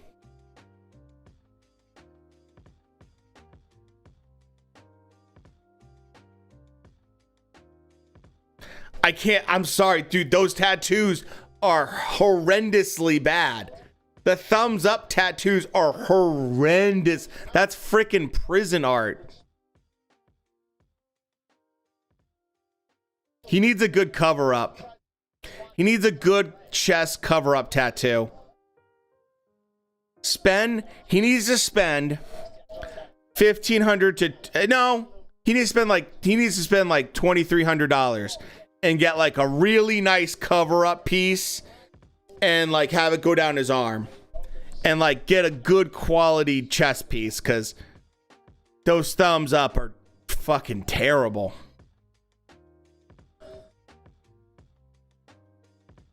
$1,230. Yeah, I know. Who's everyone rooting for in this main event right here for UFC? Santos is a dude also. Dude, sweet. Dude, sweet. Dude, where's my car? Ashton Kutcher.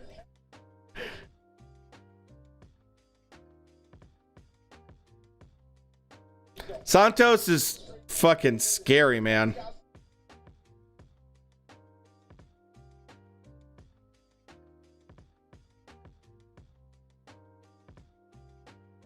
He also has some questionable tattoos.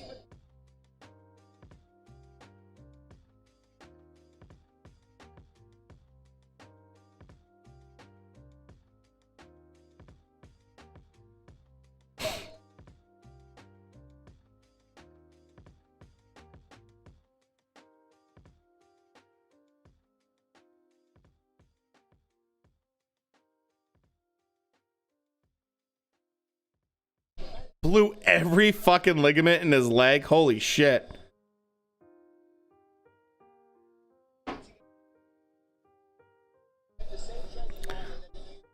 Santos's tattoos are better.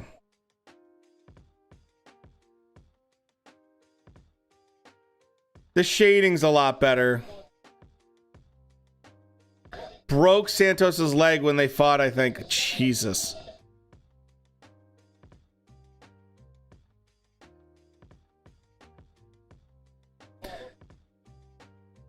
His back piece isn't terrible. His right shoulder star right there that we're seeing is really bad.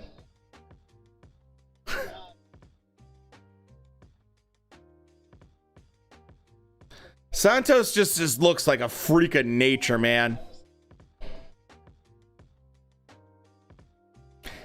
Am I wrong by thinking like Hill looks small compared to Santos?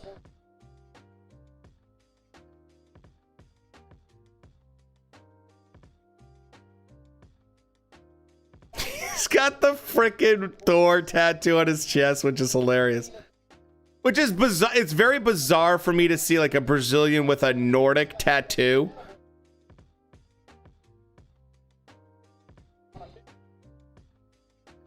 Put him on the shelf for 2 years. Damn. That's a long time. It's a fucking really long time in combat sports. Hill has more reach. Dude, 38 compared to 31. 6'4" to 6'2". Both weighed in basically the exact same. I swear to God, Hill's thumbs up tattoos, man, are gonna bug me all night. Black skinhead, not gonna lie.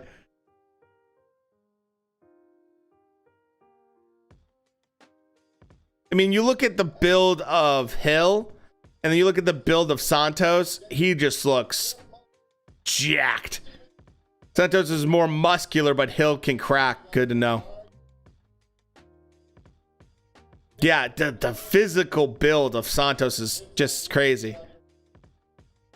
They're weird and they're poorly done thumbs up tattoos.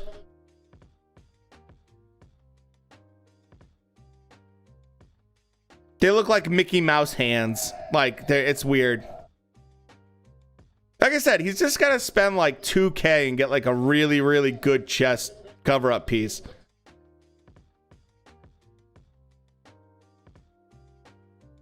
Which is pretty cheap for some really good work.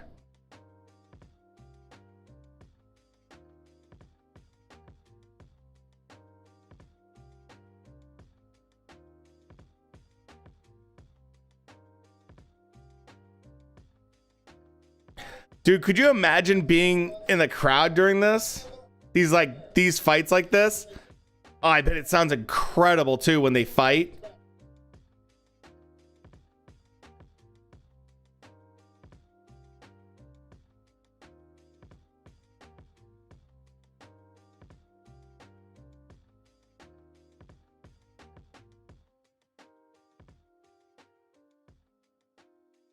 It's the ultimate fighter on his arm. Oh my God.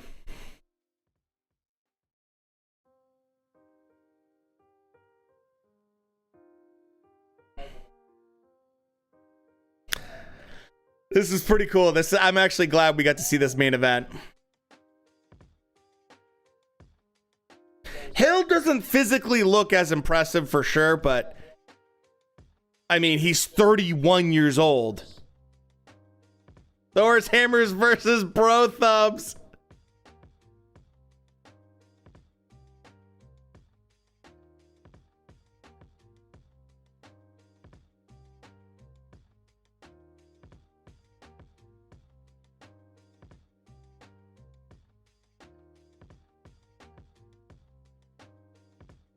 Yeah. Thor's hammer plus 250. Bro's thumbs negative 500. That's not crazy.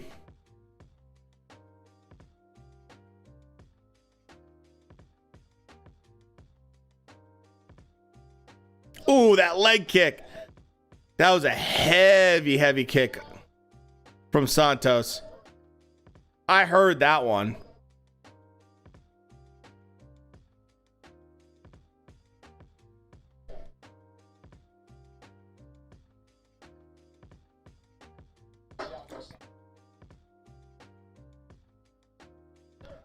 Let's see.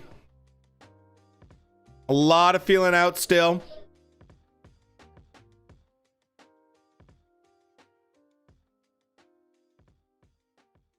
That was a quick head kick. It almost landed too.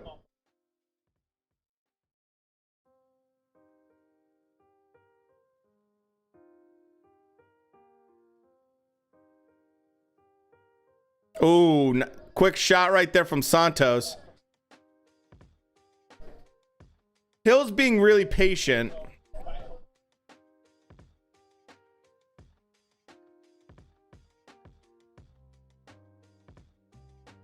With Hill's speed, yeah, is his power, exactly.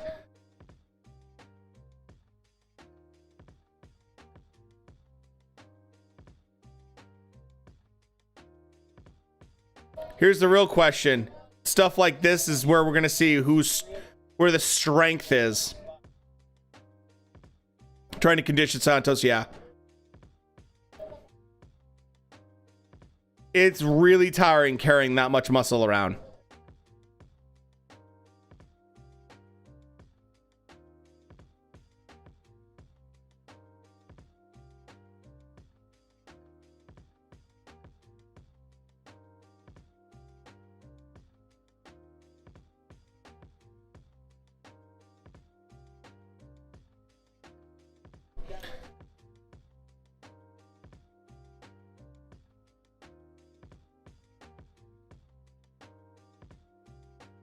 Yeah. Oh, tries to get the takedown. Jamel, dude, Hill's doing a great job of stopping that takedown right there.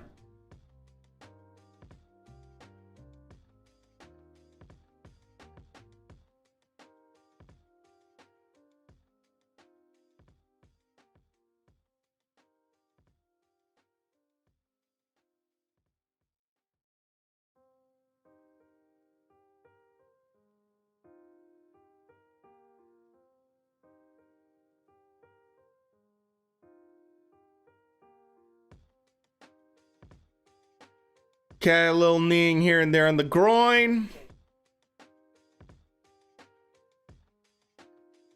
Oh, yeah. Right into the dick.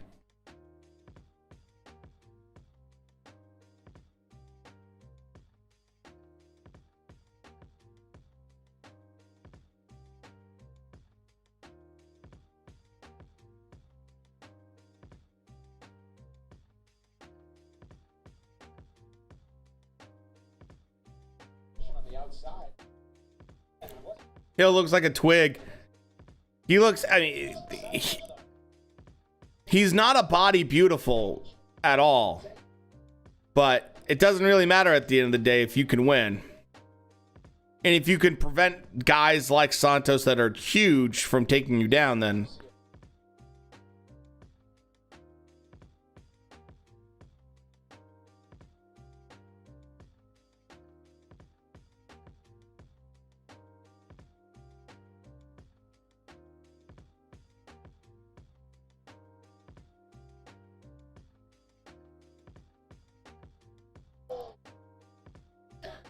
Good little skirmish right there.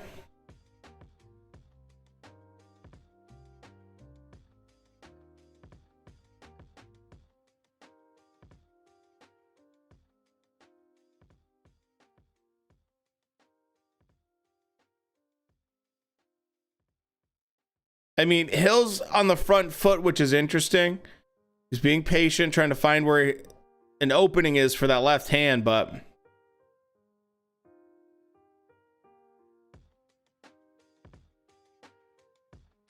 But it's actually working in the favor of Santos for right now. Ooh, Santos with a quick right hand. Homie has a Thor hammer on his chest. And a Star of David on his shoulder and a cross on his back. I know, man. He's all over the place. I thought that too. Who told him to get these tats?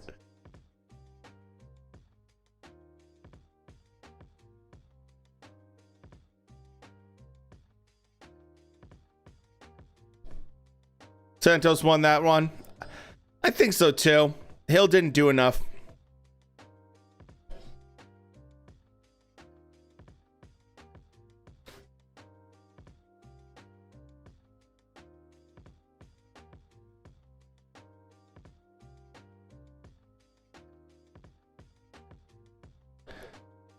Nirvana on his left shoulder.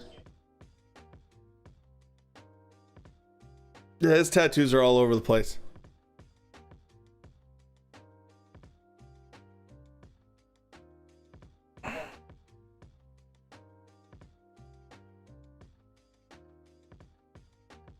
He's trying to make it into Valhalla and heaven at the same time.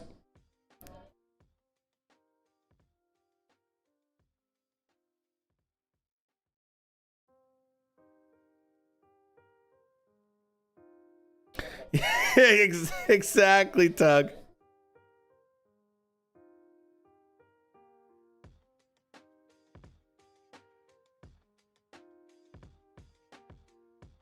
Come on.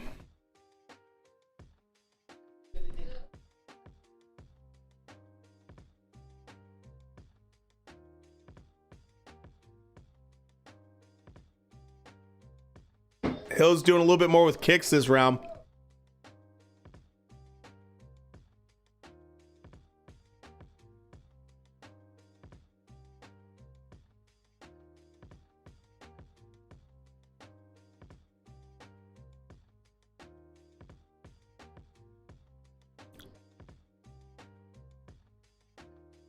Jojo Diaz versus Williams of hit. Yes, confirmed. Polytheistic. Oh, takedown by Santos. Good spot, too.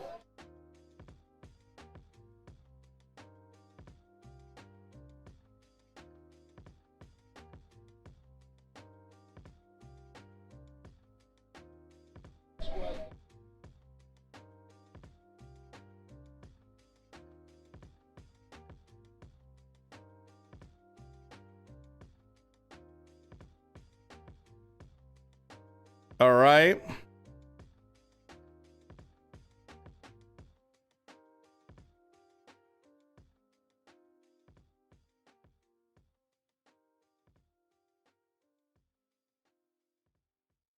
Spinning back kick. It's where we might get something interesting.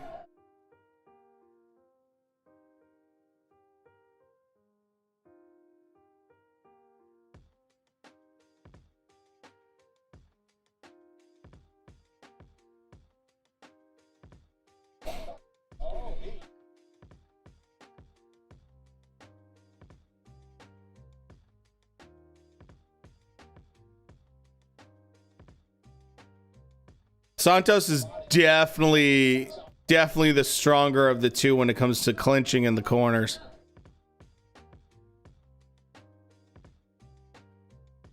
Looks like a cross.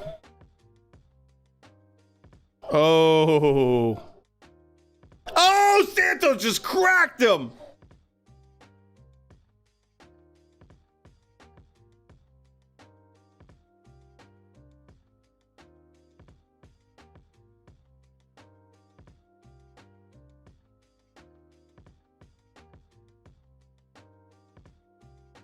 That's a cross.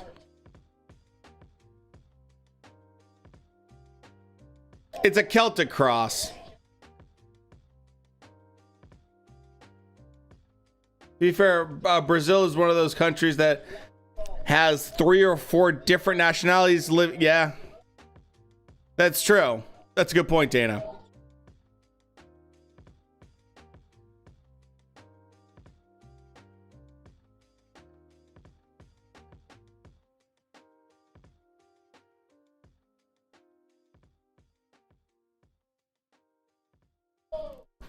Colombia and Brazil are both like huge melting pots.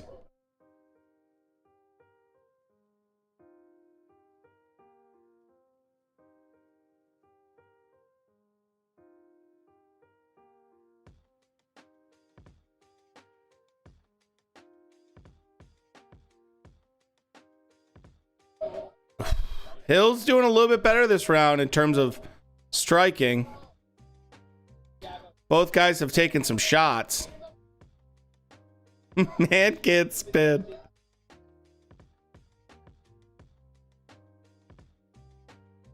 Way too slow.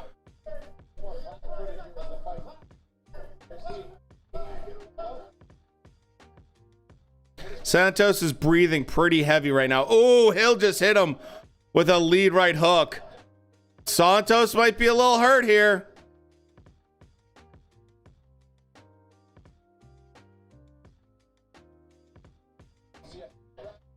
If you're Hill, if I was Hill, I would try to get Santos. I'd feint and try to get Santos to go to his right into that lead hook. Bubble got wonder what type of roids Santos is on. The good ones. That's what was.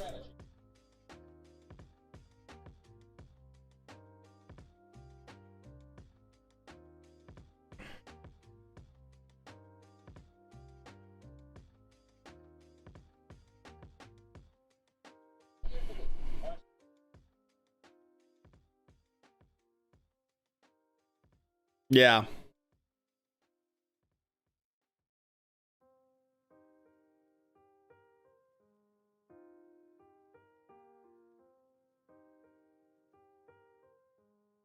Santos was smashing him. Swelling, quite a bit of swelling on Hill's left eye. Santos doesn't seem to have much damage from any punches from Hill.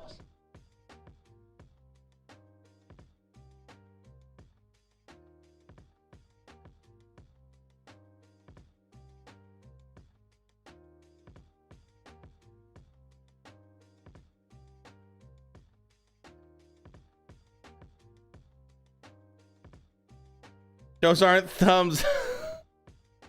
They're Facebook likes. Hill gets taken down by Santos, but I don't think it's gonna happen. Nothing's gonna happen here. Hill's really good about getting up.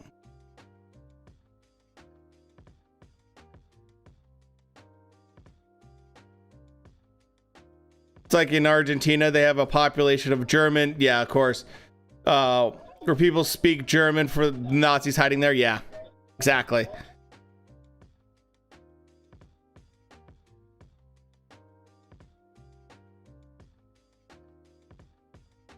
Santos getting very aggressive with the wrestling.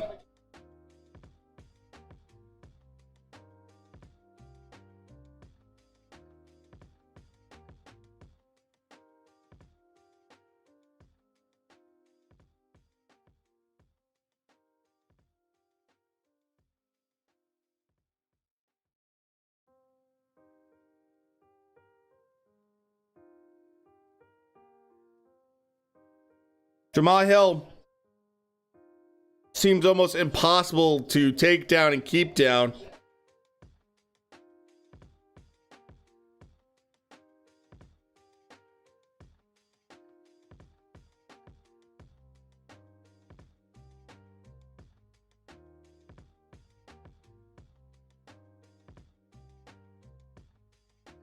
Come on.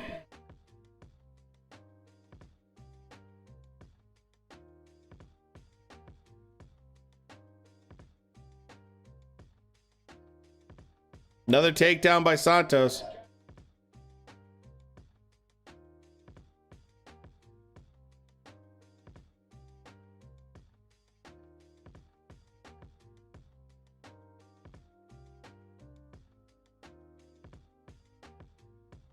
Both guys are getting pretty tired right now from all this wrestling.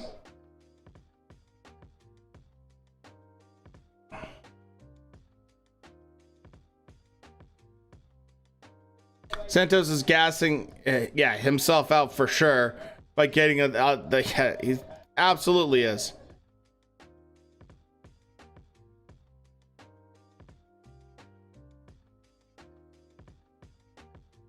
That was a great knee.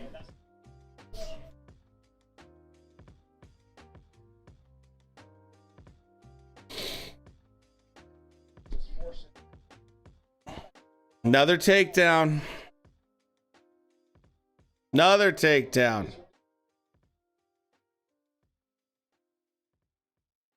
Oh, rear naked choke. It's trying.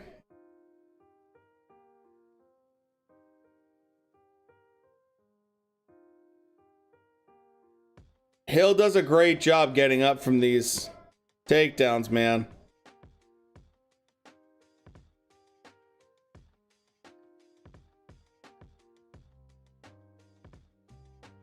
Both these guys are going to be so tired going into round 4.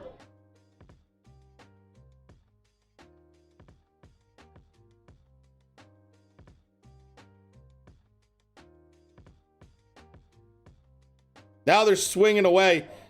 I'd love someone to connect. Santos by Canelo suplex.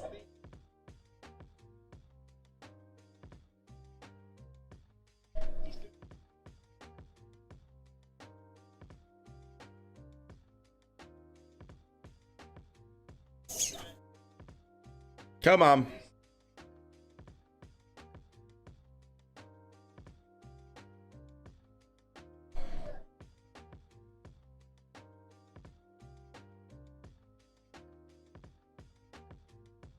Nice body shot right there from Santos.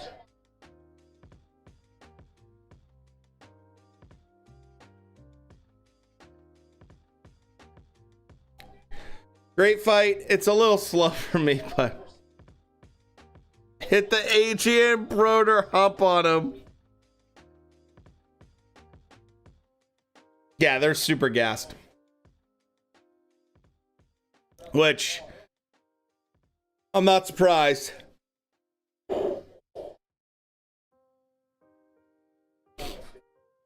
Here we go. I'm expecting a lot of action for the first minute of the next round, and then them slowly to work down to being pretty slow again.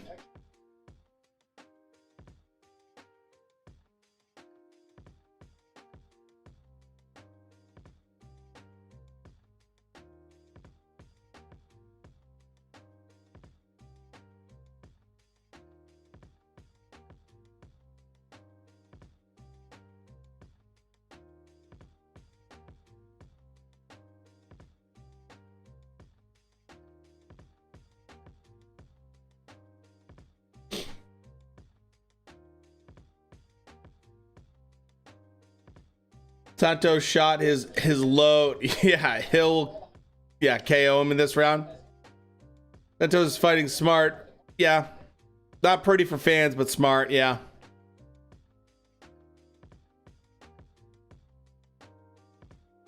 Problem is, every time he gets a takedown, Hill's so fast at getting up.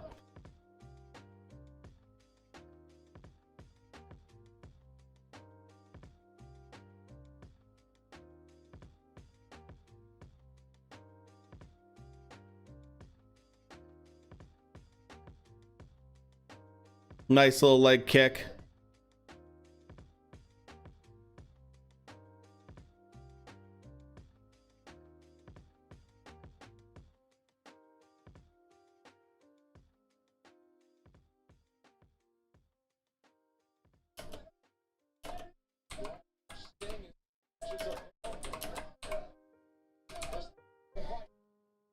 Oh, Santos is hurt.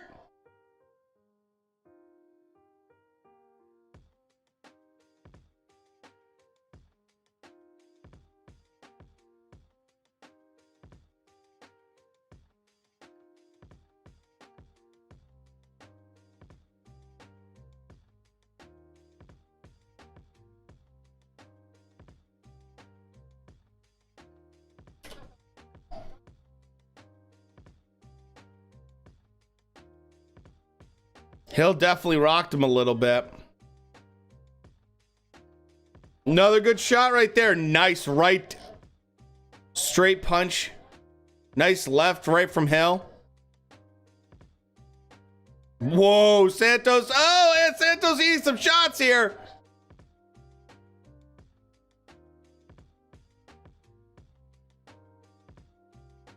Oh, good shots. They're trading now. Now that's finally starting to heat up. Santos eating some huge shot.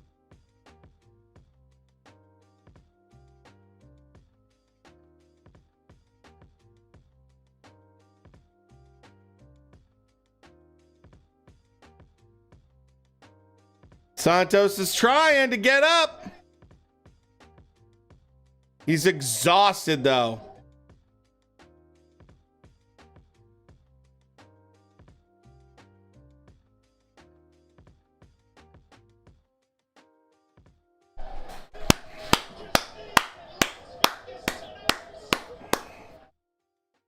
Hey, thumbs up. 2 thumbs up, Hill. 2 thumbs up.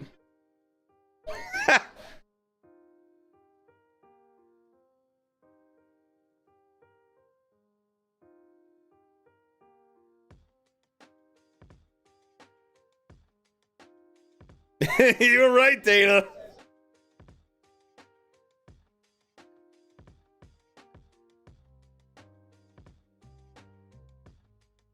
Bad idea to start just swinging from Santos's point. The one thing I will say about Hill is he can get hit. Finds the right guy that hits him just hard enough.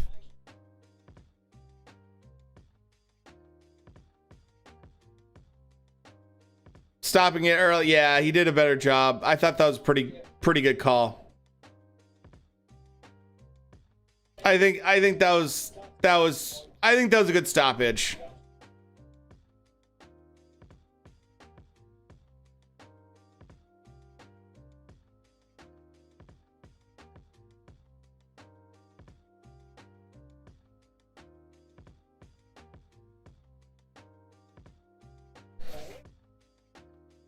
Average Herb W.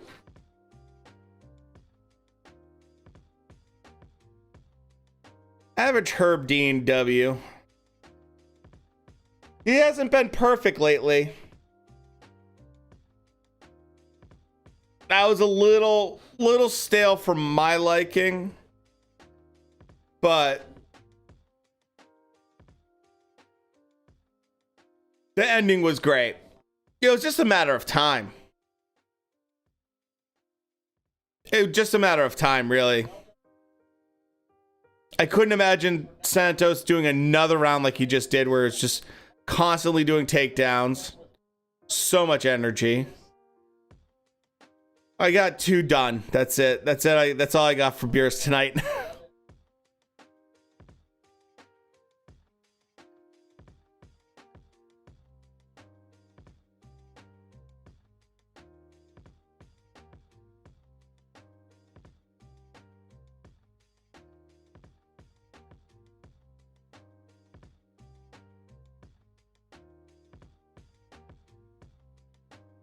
All right, let's see who he calls out.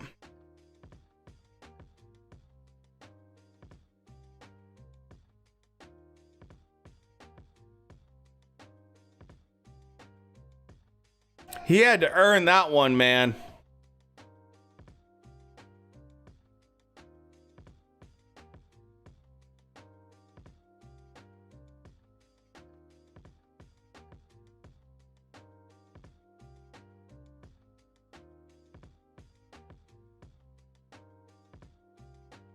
Yeah, the takedown was really good.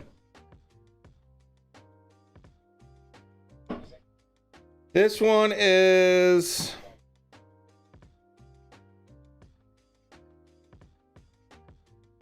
This one's 12%. 12% on these guys.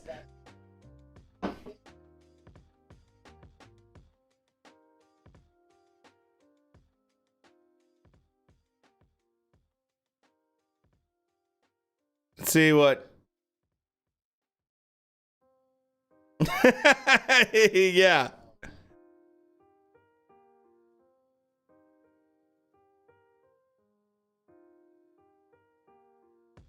These ones are 9.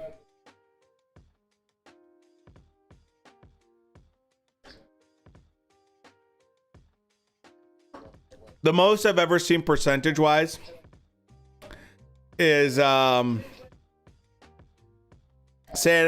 Adams' Utopia.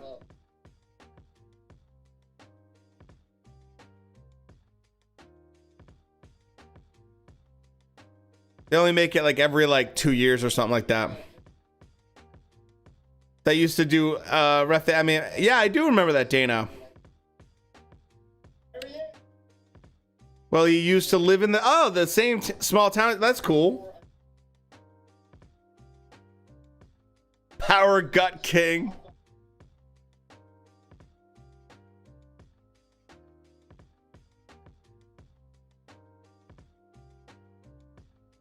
Frozen squirrel beer. All right, boys. Well, not the prettiest night of fights, but still got some good knockouts, got some good fights overall. Next weekend, we get to watch Tio just absolutely slaughter someone in the ring. But then after that, we get some good fights. The 20th is going to be chock full of goodness. So many good fights. So many good fights.